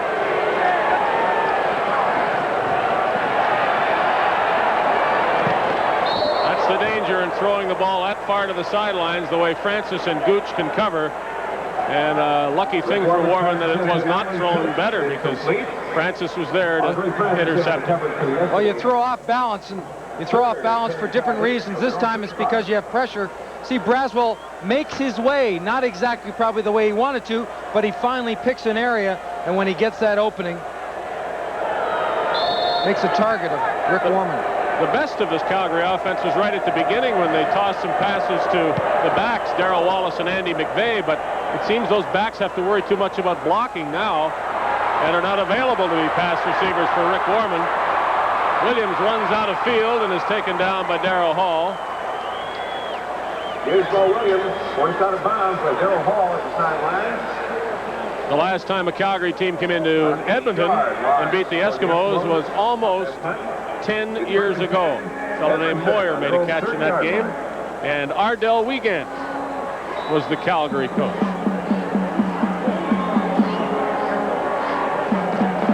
Well, can we add this game to that group of last Calgary wins over Edmonton? It's going to take some Calgary offense, and we haven't seen that this week.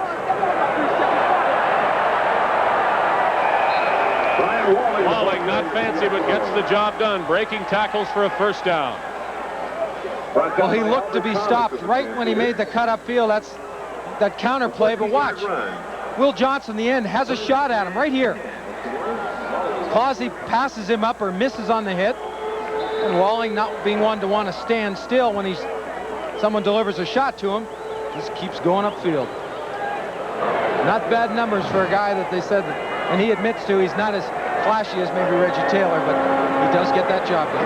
Well, and they have the confidence in Brian Walling to keep giving him the ball, and he'll get them some yardage. As we say, his 30-yard run in the first half may have been as big an offensive play as we've seen in this game. Well, the more work running backs get, the better they usually become in that specific game, in those situations, because you get into it. You get an opportunity to see what the offensive line is doing. You get a better feeling. Walling gained 4 at 2nd and 6. Eskimos from their 49.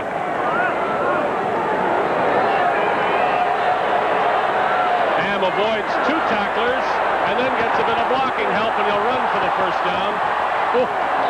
Big hit on Tracy Ham at the 50-yard line of the Stampeders, and he doesn't blink. And Wally Bono on the sideline saying he should never had the opportunity to take a hit downfield. Watch the block that gets him to the outside here, though. Rod Conniff will come back on number 74, right there.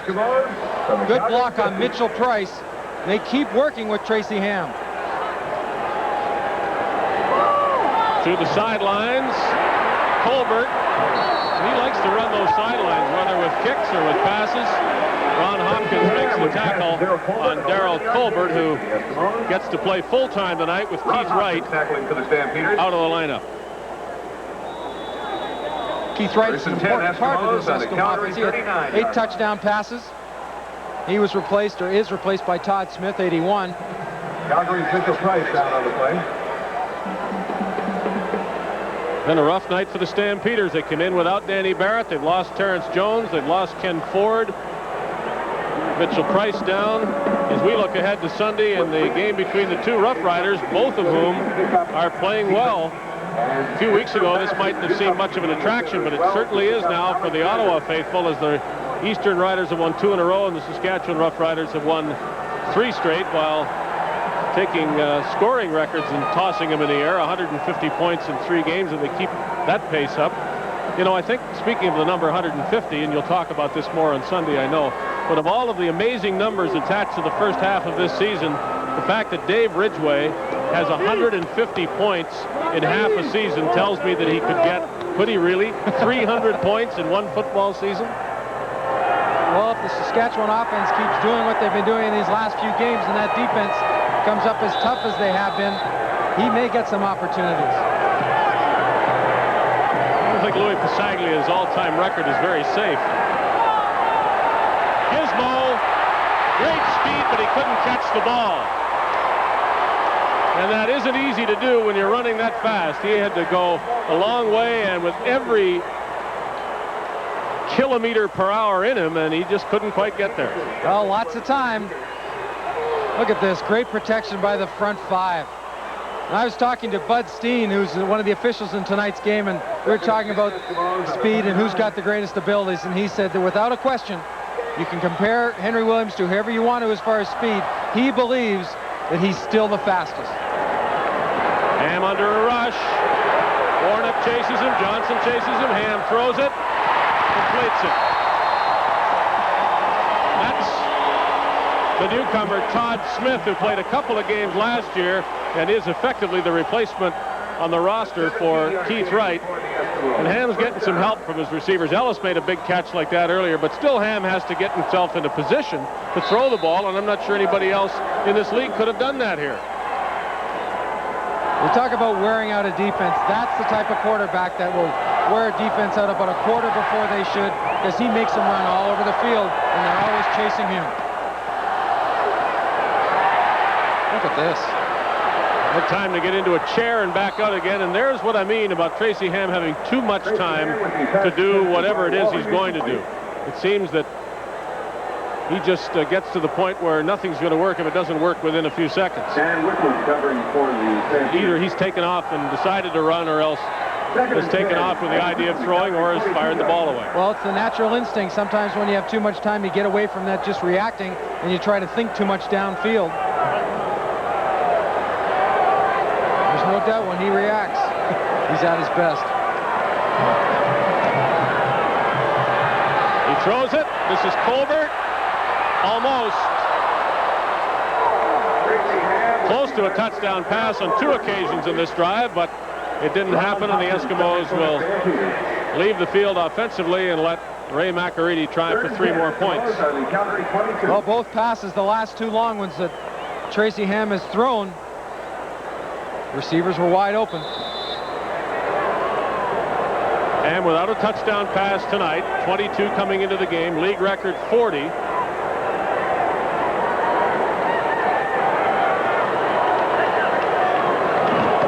McAreedy from the hold of Gartner has it up and good, and the Eskimos have 20 points. Midway through the 3rd quarter, Edmonton 20 and Calgary 6.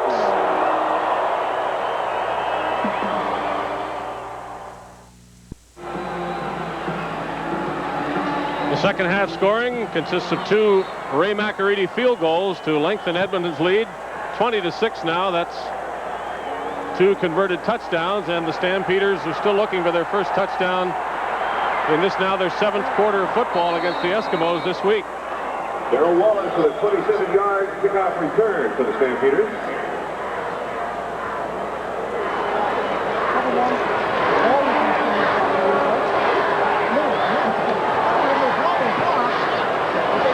Conversations always have to continue when you go off the field, as you can see Guano talking with Dan Wicklum. Same goes for the offense. They've got to have to make some changes. They make them on the sidelines, and then you sort of play as you go. 43-yard line. Stampeders in their own zone. Right on the ground, and Wallace won't reach the 45. Darrell Wallace, ball carrier. Well, as important as a running game is, you're not going to beat the Eskimos by just pounding away at them. I think you have to either stretch them out and spread them around. Considering Wally Bono said their game plan was to try to make the defensive team, specifically the front 7, run. Let's tire them out. But with the change in quarterback, that's not the style of offense they're running. Wallace gained a yard.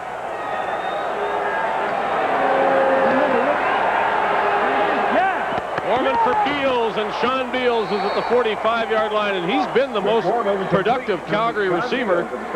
And when they throw it up the middle, they seem to do better than trying to go to the sidelines. Without question, this has been the most successful pattern for the Stampeders, and success comes when the pattern comes open downfield and the quarterback gets some time to throw it.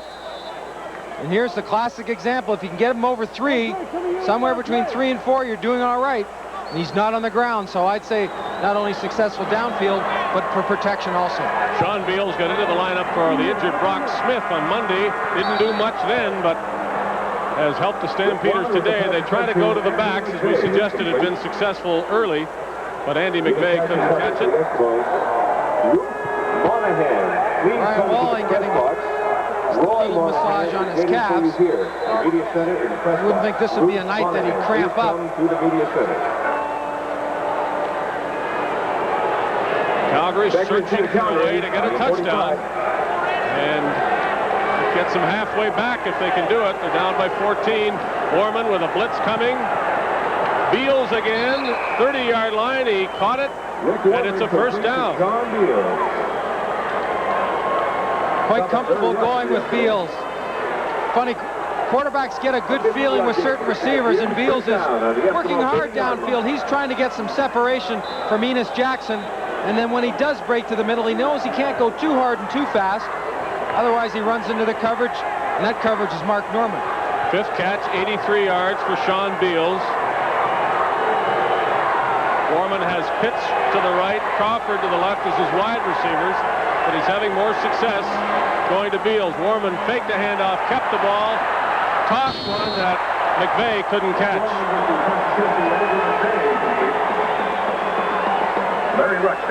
The little plays that stop your drive. We've seen them all evening with Calgary. Little play action right here to Wallace. See the defense going? Not Braswell. He's coming from that side anyways. A tough adjustment for McVeigh. 5 minutes left in the 3rd quarter. The Stampeders looking at 2nd and 10 from the Edmonton 30.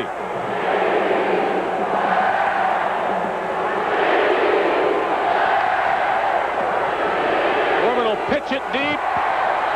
What a play by Mark Mathis.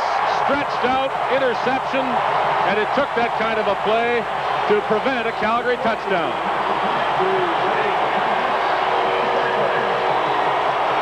Nothing short of an excellent effort. Watch Norman go back. He plays the action, see him drift left. Now, as soon as Warman turns right, he starts to move right. I thought he was going to make the play. But no, Mathis with a cast on one arm stretches out, and what you could call a picture-perfect interception, and it couldn't have come in a better time.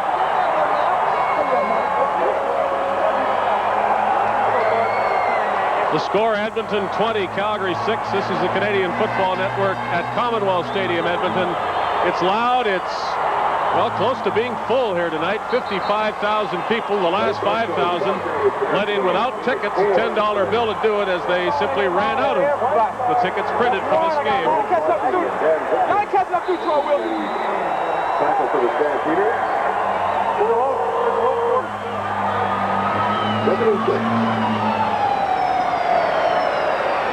Ham to Walling.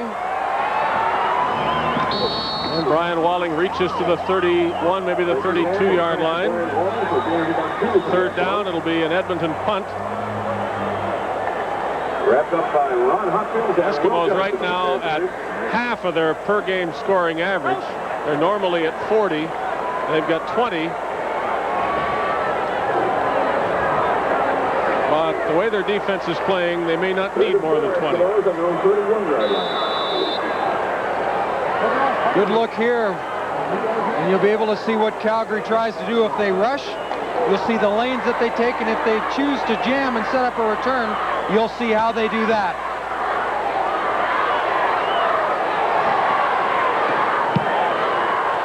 Nice punt by Ray McAreedy. Crawford. And behind him, you watch Derek Crawford get a few yards. Nothing big, though, as the Eskimos stop his threat. 3:32 left, third quarter.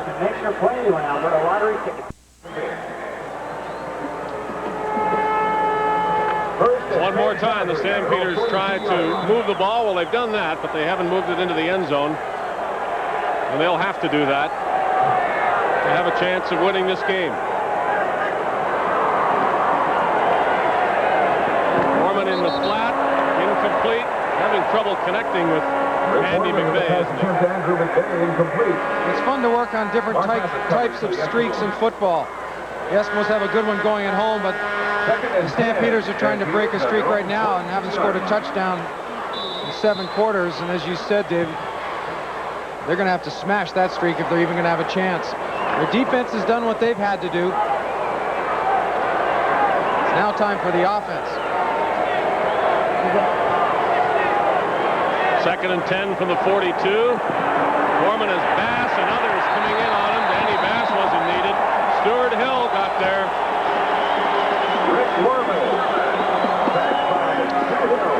Well, the more we see Stuart Hill and Mike Walker work together on the same side, look at the delayed blitz by Danny Bass.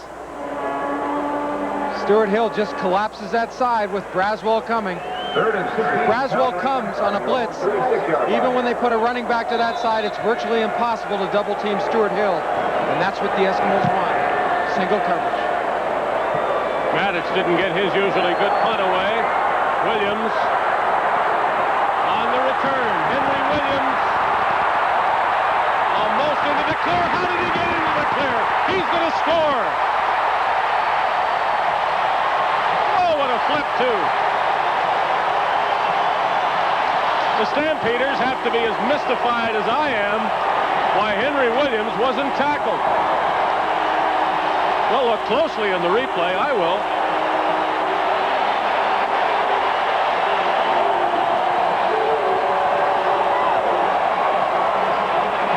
Extraordinary effort. Henry Williams won't go down, and you will see why. A couple of great blocks coming up, too. But then you can, right there was a good one on Wicklum, and he's still down. But look at this. 1, 2 hits on him. McVeigh just tries to throw him to the ground. He lowers his shoulders and just turns into another gear. Drop a gear down to get a little more traction. And then away he goes in more ways than one. have had more spectacular returns for touchdowns, but I don't think there's ever been a better one in terms of what it took to get him into the end zone. Took a long time to get him back to the bench, too. And it was not a particularly good punt from his circumstances. He'd like something higher and longer, and something they that should have been down there under that punt better than they were. Without question, there wasn't a lot of cushion when he caught it between the cover team and the point where he did catch it. But oh my, can he turn something average into something nothing short of spectacular. They're around him all right. And they've got shots at him, but look at this. Look at the legs, look at the legs.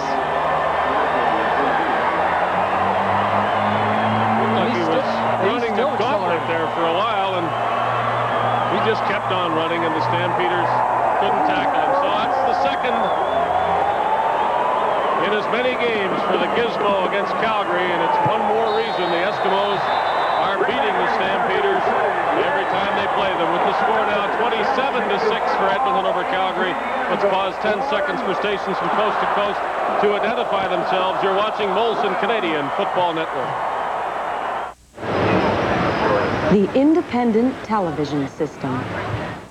Have you met Ferris Bueller? He's on Monday, September 10th.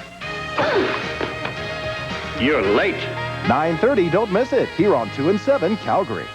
We'll wait a little while to check our scorecard for this game, but as we told you early in the game, we're going to rate these two teams in several key areas, such as turnovers and sacks at quarterback, running and returns, and unless I miss my guess, the Eskimos are going to pull a sweep again on that report card, and it's awfully hard for the Calgary Stampeders to compete with Edmonton if they don't beat them at some of the things Calgary's supposed to do well, such as returning and pressuring the quarterback. Hopkins has a tough act to follow here and can't. And the fans are right into it now. I don't think there's a player in this league, and since he's been in this league, that excites people more than Henry Williams simply by being on the field ready to do something, let alone what he does when he gets the ball. Well, he's exciting. You just watch him run, you get excited watching him. It just seems like a piston firing up and down in a hot sports car. And it only takes one a game. No. he ran one back on Monday and didn't do anything the other times, but you don't remember those. Here tonight, he's been held in check until now. All it takes is one, isn't it? Well, they give you 6 points if you do it once. And if he can do it like that every game, the Eskimos are so tough to beat. Flags are down. Good run by Wallace. This will hurt Calgary psychological as well as the field position if the penalties against them. Maybe their biggest offensive play of the night. We spoke about the shotgun formation that the Stampeders we thought we'd see it early. That was the first example. Well, the penalty is not against Calgary, and so it is definitely the biggest play they've had when you combine the penalty with it. Rough play Eskimos on top of the game by Darrell Wallace. Well, maybe Terrence Jones' injury and early exit had something to do with their offensive plan, even though they said they were prepared to use the shotgun with Warman. Well, perhaps it just didn't fit the game situation, and so we haven't seen it. Well, regardless, the shotgun, whoever's at quarterback gives you that opportunity to look downfield a little bit longer and get to your drop and throw the ball. It all becomes a time factor, and it gives you that. One way to give it to Derek Crawford is to throw it along the line and let him try to run for yardage. He made a few. Derek Waller. Well, you like to be able to respond with your big guns, and we haven't seen Crawford return a kick of any type. Even being close to being spectacular. We know he can do that. Jeff Braswell comes over for what is going to be, I think, an adjustment.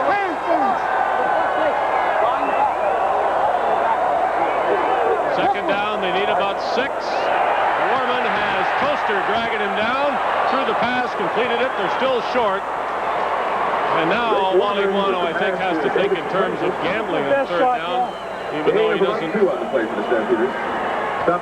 to be known as a gambling coach. Well, as I say that, what's happening? Mark McLaughlin comes into the game.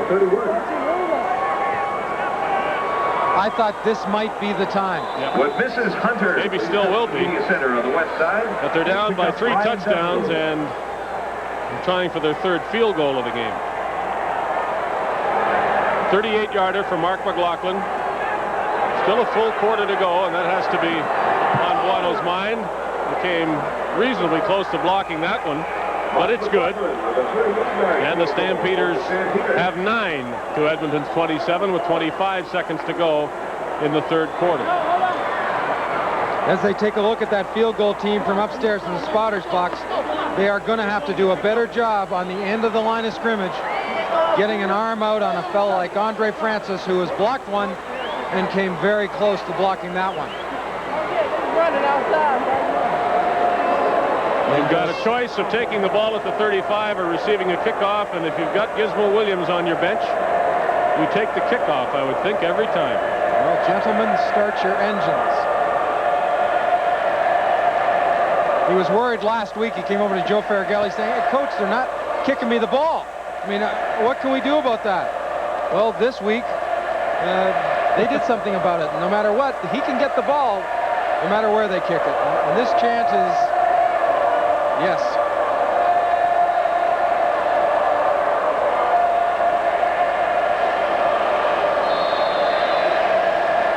He's hearing his name chanted by more people than ever before, perhaps, and they kick it about as far away from Gizmo Williams as possible to Darrell Colbert. And Colbert goes down at the 35, where they'd have had the ball without the kickoff. 18 seconds remaining in the third quarter. Williams being the rugged sort, even though he's 40 yards away from the ball, when Colbert picks it up, he figures, well, what the heck, I'll get into the play. I'll show him just another facet of my abilities. Almost. Wally Buono will still think of his Calgary team as a good football team, but prior to the Monday game, he said good football teams don't kick the ball away from good players. They kick it to them and go down and tackle them. But having done that with Gizmo Williams and not being able to tackle him twice, good football team or not, I think you kick it away from him. I wouldn't think about it more than once. And I agree with Wally Buono. You have to be good in all facets of the game of football, but still, you think about it, and if you can kick it away from them, you do it. And that's what they're doing. Well, let's have a look at Gizmo in action this week. This is the start of it on Labor Day. And the score was 3-0 for Edmonton at the time, so the importance of this play is measured by what it did to the score. Broke the game open, as well as breaking it for 81 yards and a touchdown. Here the Eskimos are rather comfortably in front, though another touchdown wouldn't hurt. Breaking the game open again, I guess it does. 20-6 becomes 27-6 at the time. Now the Stampeders have come back with 3 more, and you watch that one again just to see how he did it. Walling straight ahead is close to an Edmonton first down, and Ryan Walling, his numbers will look pretty good after this game. Well, I know they felt comfortable putting Walling in there. You like to have your #1 person in there, but when you've got the abilities to slide a man in there that hasn't had a lot of play time but knows the system, I think Walling has proven that if this situation ever occurs again, they won't think twice. Could wind up with 100 yards. He needs only 11 more in the fourth quarter. Now it is 2nd and 1 as the third quarter comes to an end.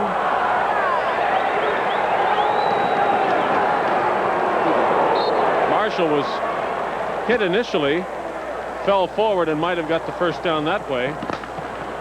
Third quarter is over at any rate, and the Eskimos are leading 27-9.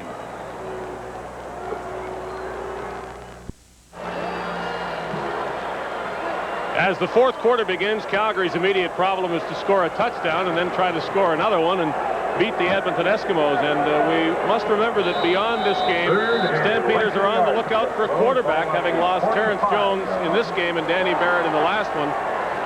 The Eskimos have no such worry. With a healthy Tracy Ham at the controls and with Steve Taylor and Warren Jones both capably in reserve, Ham will go the extra yard on third down. It was a third down gamble indeed that starts the fourth quarter. There's Terrence Jones now out of the football uniform with the left shoulder separated. And it's not the type of injury that you can put some ice on and it'll be better in a week. You can see his arm is in a sling. Who knows how long that could be, but it certainly puts Calgary in a tough situation. You mentioned Danny Barrett out with a fracture in the ankle. Now Terrence Jones' shoulder. I guess the scouts of the Stampeders better start ruffling some bushes to find themselves at quarterback.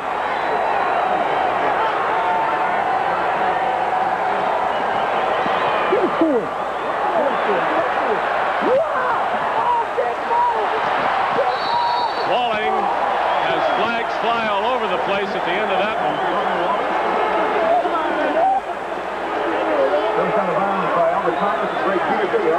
Well, right here, I think the Stampeders are guilty of trying to knock Walling down instead of tackling. There's the unnecessary roughness. You saw the flags go up like it was a holiday. But you just can't do that. Brian Walling isn't the tall running back, but he's very stocky. And you just can't assume when you put a hit on him that he's going to go down. He's going to take that hit, absorb it, bounce to the outside, and keep going. And for all the bouncing around he's done in this league, how he finds himself back on this team, I don't know. Aren't there other teams that could put this guy to regular work? Oh, yeah, maybe, but he won't argue about it.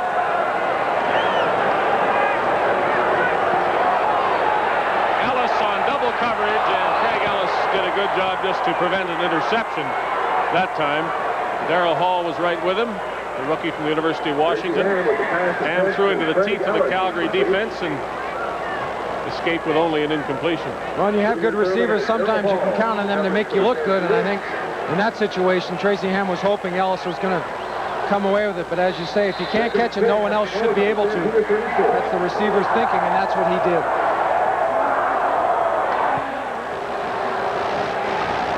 Tracy Ham looking for his first touchdown pass of the game.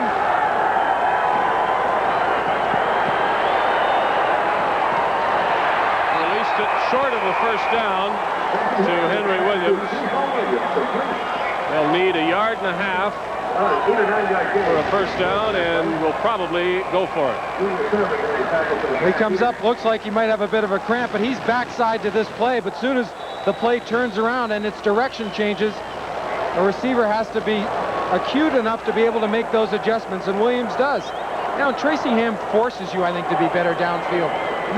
You can never assume that the ball's not going to come to you, because when he gets out of that pocket, I'll tell you what, anybody could be a receiver, no matter where they lined up, and no matter what the play was called.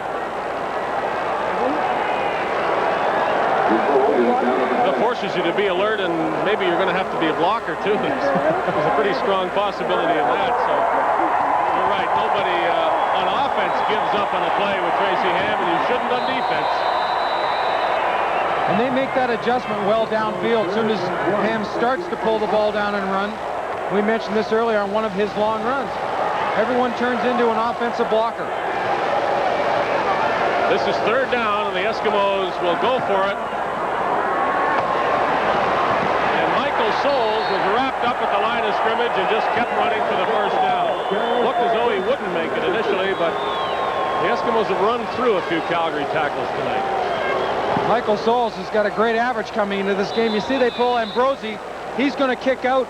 Souls makes the read and gets upfield. The graduate of McGill University could very well start for any of the other teams in the CFL. Darryl Hall was on his back at the line of scrimmage, and Souls just tossed him off. First down from the 21. And looking. Again, throws back.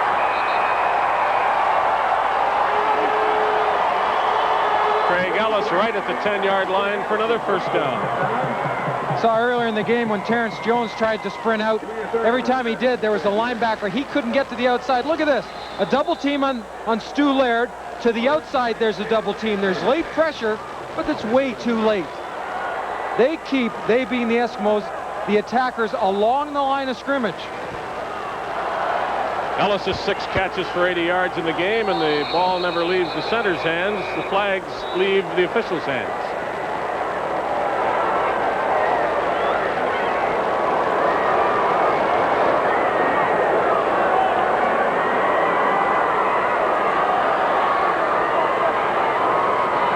The only time you can be sure the Eskimos aren't going to gain yards is when they never snap the ball.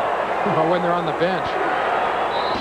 And that's the best way to keep a good offensive team off the scoreboard, is to keep them on the sidelines, but you've got to do that with good offense yourself.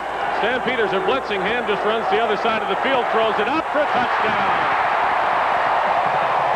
And Craig Ellis buys another football for himself. And it's worth it, too.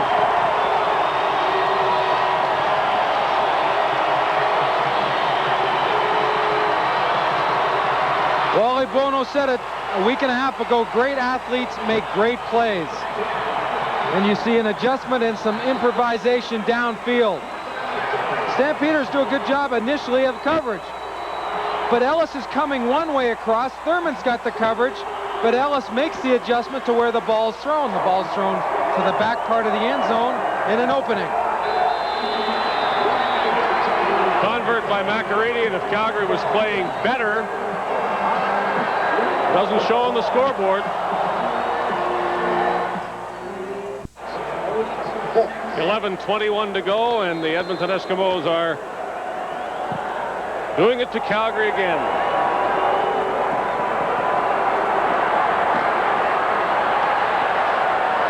Hopkins almost to midfield.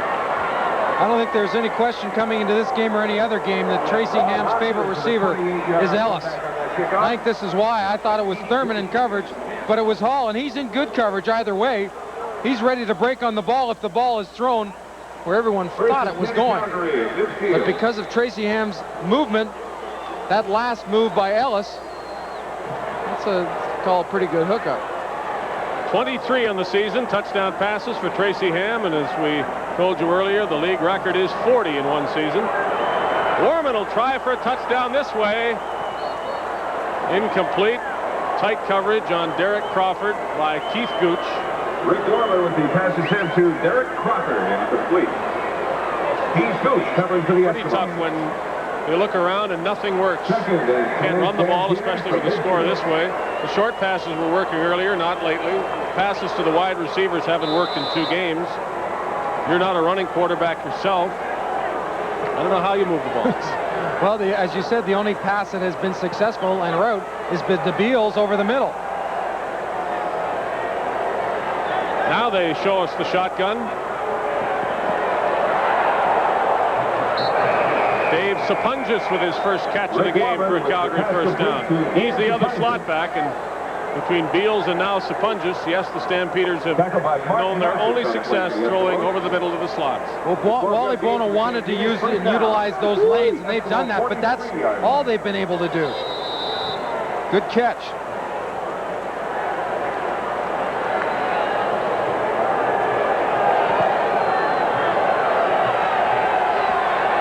Couple of yards inside the Edmonton 45.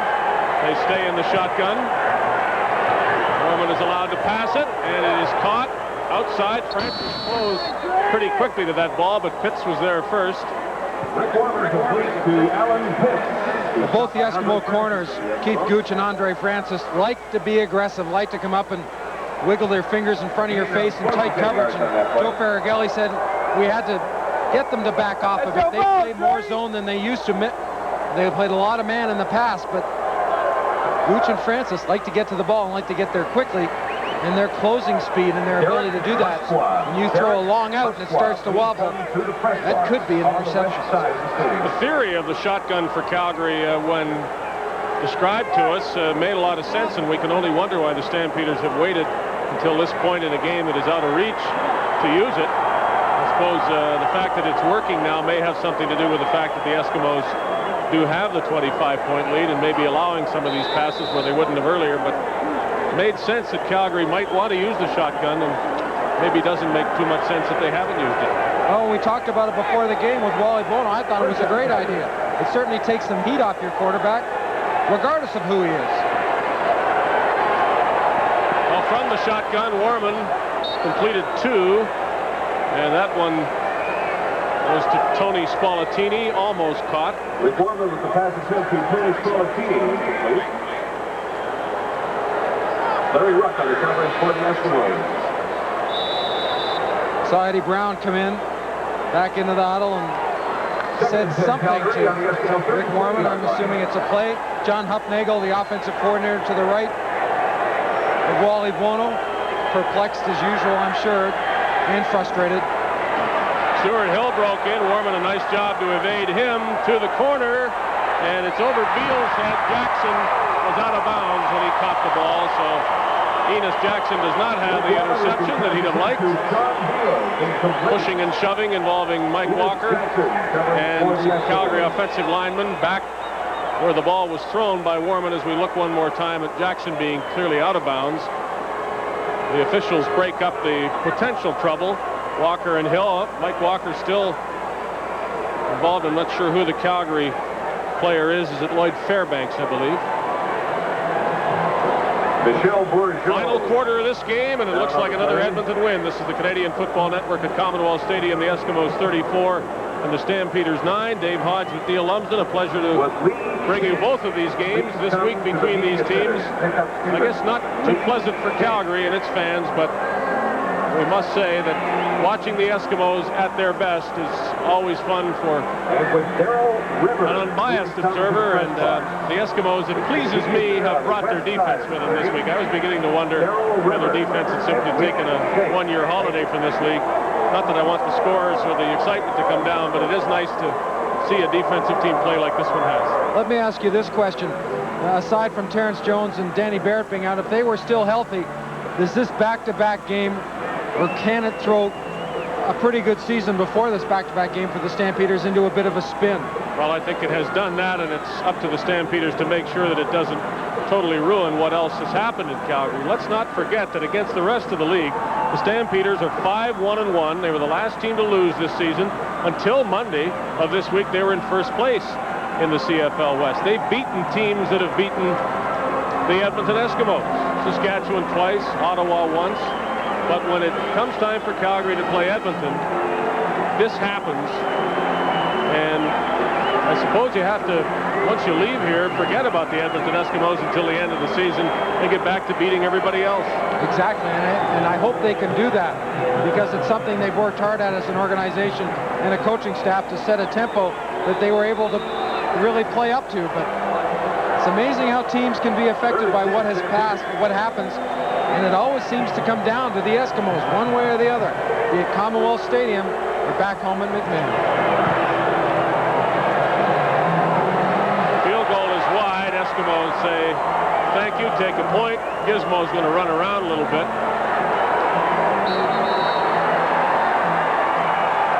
So the Stampeders are in double figures, if that helps at all.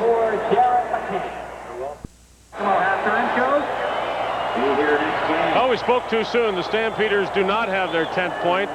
They scored it, but there was a rough play penalty against the Eskimos, and the Stampeders have decided to give Edmonton the ball at this position without the point, rather than let the point go up on the board and let the Eskimos bring the ball out to the 35-yard line.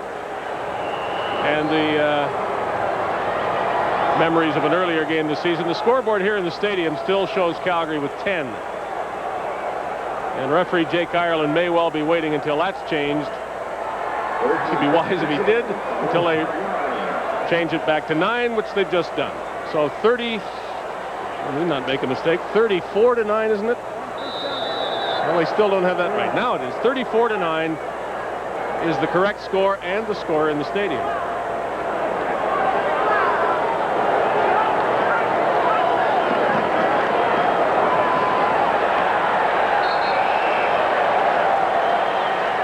As long as Mike Riley knows what I'm talking about, I think I'm sure he does.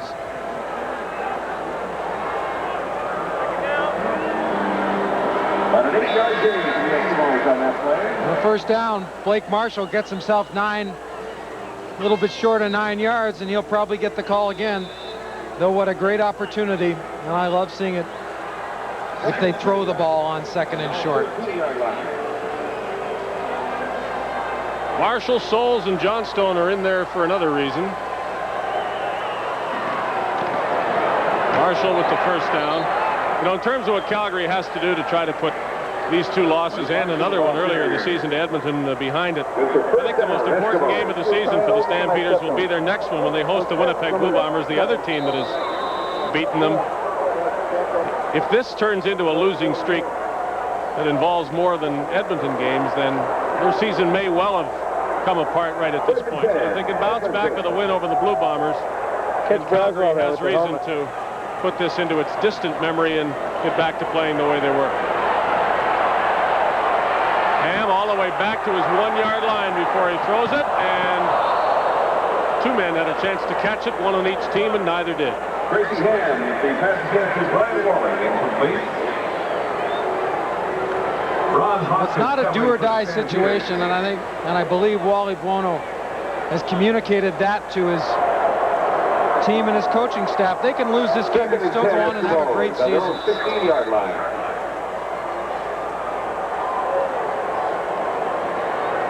He lives to hit. What a great hat. It's his golf hat. Ham let his arm come forward and the ball fell out.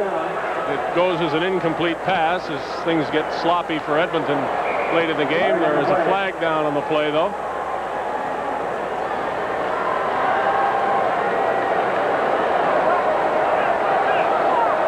Dave, you and I both thought that this game might get a little bit chippy. Objectionable conduct. Calgary number 2.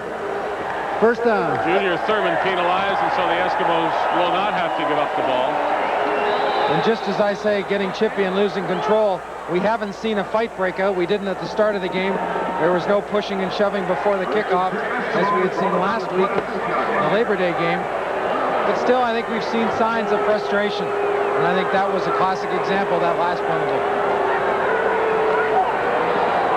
Ham to Sincar, and Marco Sincar is up to the 45 and beyond. Ham with the pass to Marco Sincar.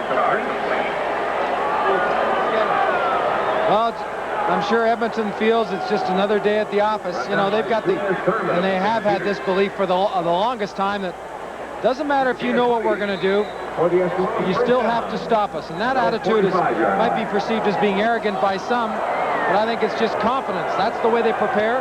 That's what they believe. Ham downfield way too far for Ellis. That's an easy interception for Greg Peterson. And he bounces off some tacklers and goes to the Edmonton 50-yard line. Pass intended for Craig Ellis. Intercepted by Greg Peterson of the Stampeders. A 28-yard return on that. 5:45 to go in the fourth quarter. Jeff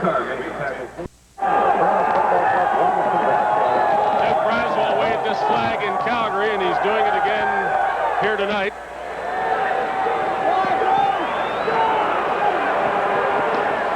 The crowd has just been announced as 57,444.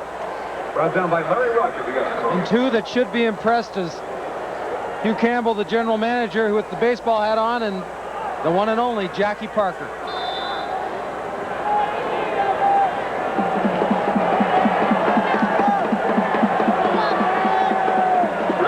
Stampeders still trying for a touchdown. It would mean something to them, and it means something to the Eskimos to deny them that touchdown. Dave Sapuntis, the first-round draft pick from the University of Western Ontario.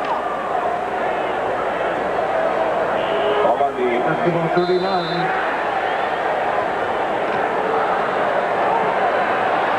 Warman away from the toaster. Stu Hill on the chase. Warman away from him. Pass is incomplete after all of that.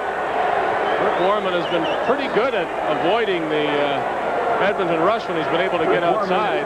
Well, he may not possess the greatest speed, but he's got good movement and good control of his body. And it's almost like when he slows down, then that little bit of a spurt or acceleration just before the opposing tackler or sacker gets close to him.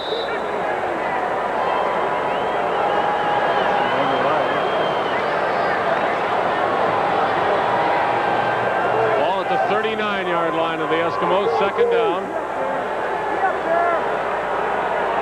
Can Calgary score a touchdown? The lone remaining suspense in this game. This will help down to the 20-yard line. Eddie Brown, the designated import, is in the game.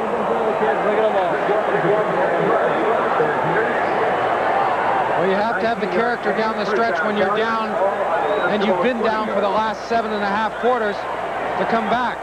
Wally Bono can look at this as one of the bright spots, and even though his team has been dominated, that they still have the desire. They're just not going to fold their tent and take a holiday. Norman over the middle. That's knocked down by the safety, Mark Norman, who thought he should have had his second interception in as many games. Came close.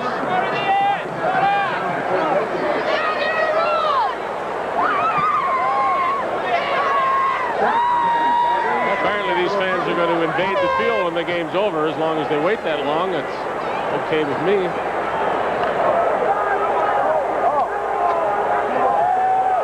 Great response by the Edmonton fans, as we saw last week at McMahon Stadium, by the Calgary fans showing up 36,000 strong. The Eskimo fans responded with 57 plus tonight. Crawford has 3 Eskimos take him down. The second down pass by Rick Warman brings the Stampeders close to a first down. Crawford entered this game with 1,188 all-purpose yards, and a lot of those games he didn't start at the wide receiver or see an awful lot of action. So that shows you the kind of impact he has the ability to put on the field. He's been stifled somewhat tonight.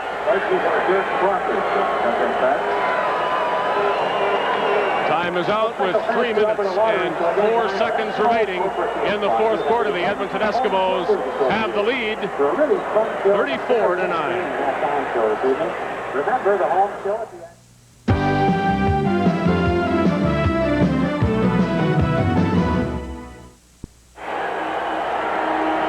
It is third down. Is this Calgary's touchdown? Nope. But it was the third down. 2:44 to go, and that may be the last chance that the Stampeders have this week to score a touchdown against Edmonton. 4 points at home on Monday and 9 points, all kicking points, 13 of them. Just at a time when people thought that defense had disappeared in the CFL. It hasn't disappeared in Edmonton, and that message will go around the league after these 2 games. Steve Taylor, number 10, gets an opportunity to have Tracy Ham sit down, take a well-deserved break, and he has 2 minutes and 44 seconds to try to get himself his third touchdown pass, if in fact that's what he looks for. Steve Taylor enters the game and throws one on the money to Craig Ellis. Darryl Hall brought him down. Regardless of who's throwing the football, Ellis continues. See him bend in just a little bit. It's amazing the type of influence that can have on a cover man. If he's giving you some distance to begin with, you back off and you back off a bit to the inside. Hey, the receiver's always got the advantage. He knows where he's going.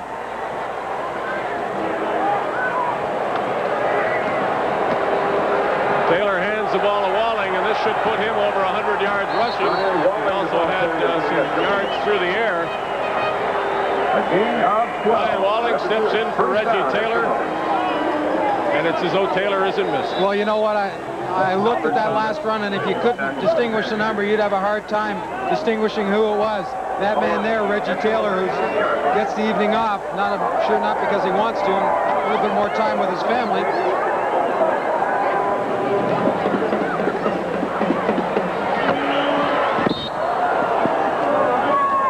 Ron Hopkins with a tackle on Todd Smith. So here you are, Steve Taylor handing to Brian Walling, throwing to Todd Smith.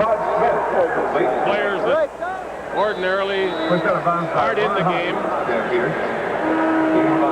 but players who might be able to start for other teams in this league. And the Stampeders down to their third quarterback because of injuries.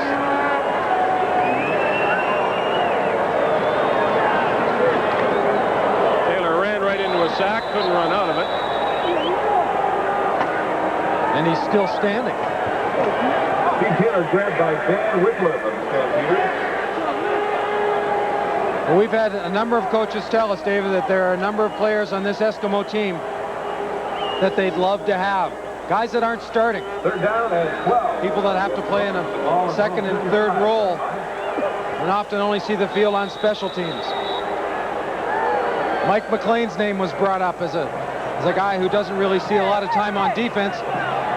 Does a great job on special teams, but has been pointed out that, you know, he could be a starter anywhere else.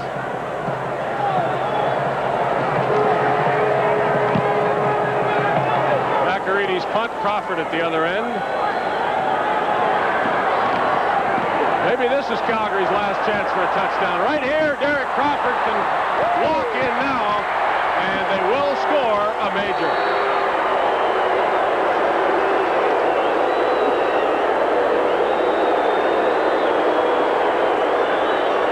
Their last touchdown was in the fourth quarter of their overtime loss to Winnipeg. So they had time in the fourth quarter of that game, plus the overtime, plus the whole Labor Day game, and plus almost all of this game before they got another touchdown. Well, it's tough to describe the type of speed that Crawford can generate. Keith Gooch describes it as hyperspeed. He kicks it in right about here. Two very different types of returners, Crawford and Williams. Oh, he was just chasing me all over the field, trying to hit me. Crawford ran with the ball for a touchdown. He didn't even try to make the tackle. A couple of linebackers exchanging stories. Singer and Wicklund. Objectionable conduct. Edmonton number 47. The penalty will be applied on the kickoff. Mark Norman is now yelling for the defense because Calgary isn't going to kick a convert. They're taking 2 points. We're going to try to kick 2 points.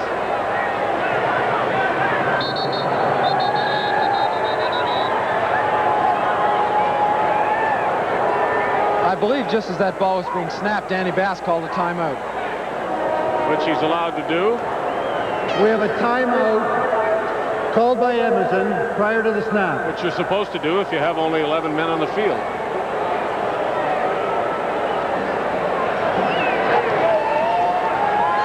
Not conceding anything in the Eskimos. They've just been scored upon by Derek Crawford's touchdown, and I suppose they could sit back and say, take your 2-point convert if you want, but they want 12 players on the field first.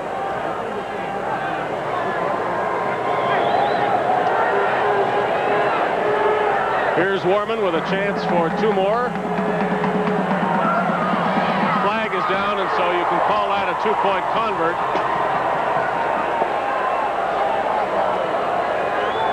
Interference in the end zone.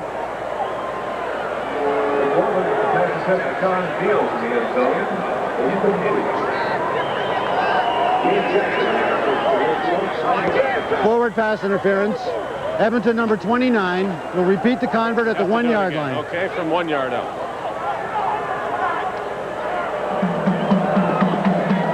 This can tend to get a little monotonous, though. At what point does Edmonton stop committing pass interference? It might as well. They could be here all night. No, because I don't think that they're going to have to throw the ball here. I think that it's no chance of pass interference. You just keep it on the ground. You got to be able to get 1 yard. Oh, yeah? Or maybe not. Pass interference.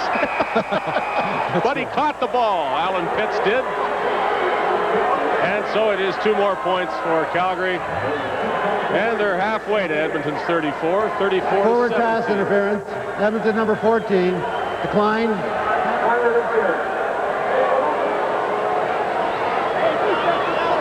So prior to the game, we thought there would be several important categories that might tell us the story of this game, as was the case Monday on Labor Day. Let's see how the Stampeders have fared in these all-important categories. Turnovers, the Eskimos win. Sacks, they surely win. The Edmonton quarterbacks have run for more yardage, completed more passes, and each team has a touchdown on a return. So the Stampeders, because of Derek Crawford's touchdown of a moment ago at least break even in that regard. But when the game was on the line, it was Gizmo's touchdown that made all the difference. We got 2 of them.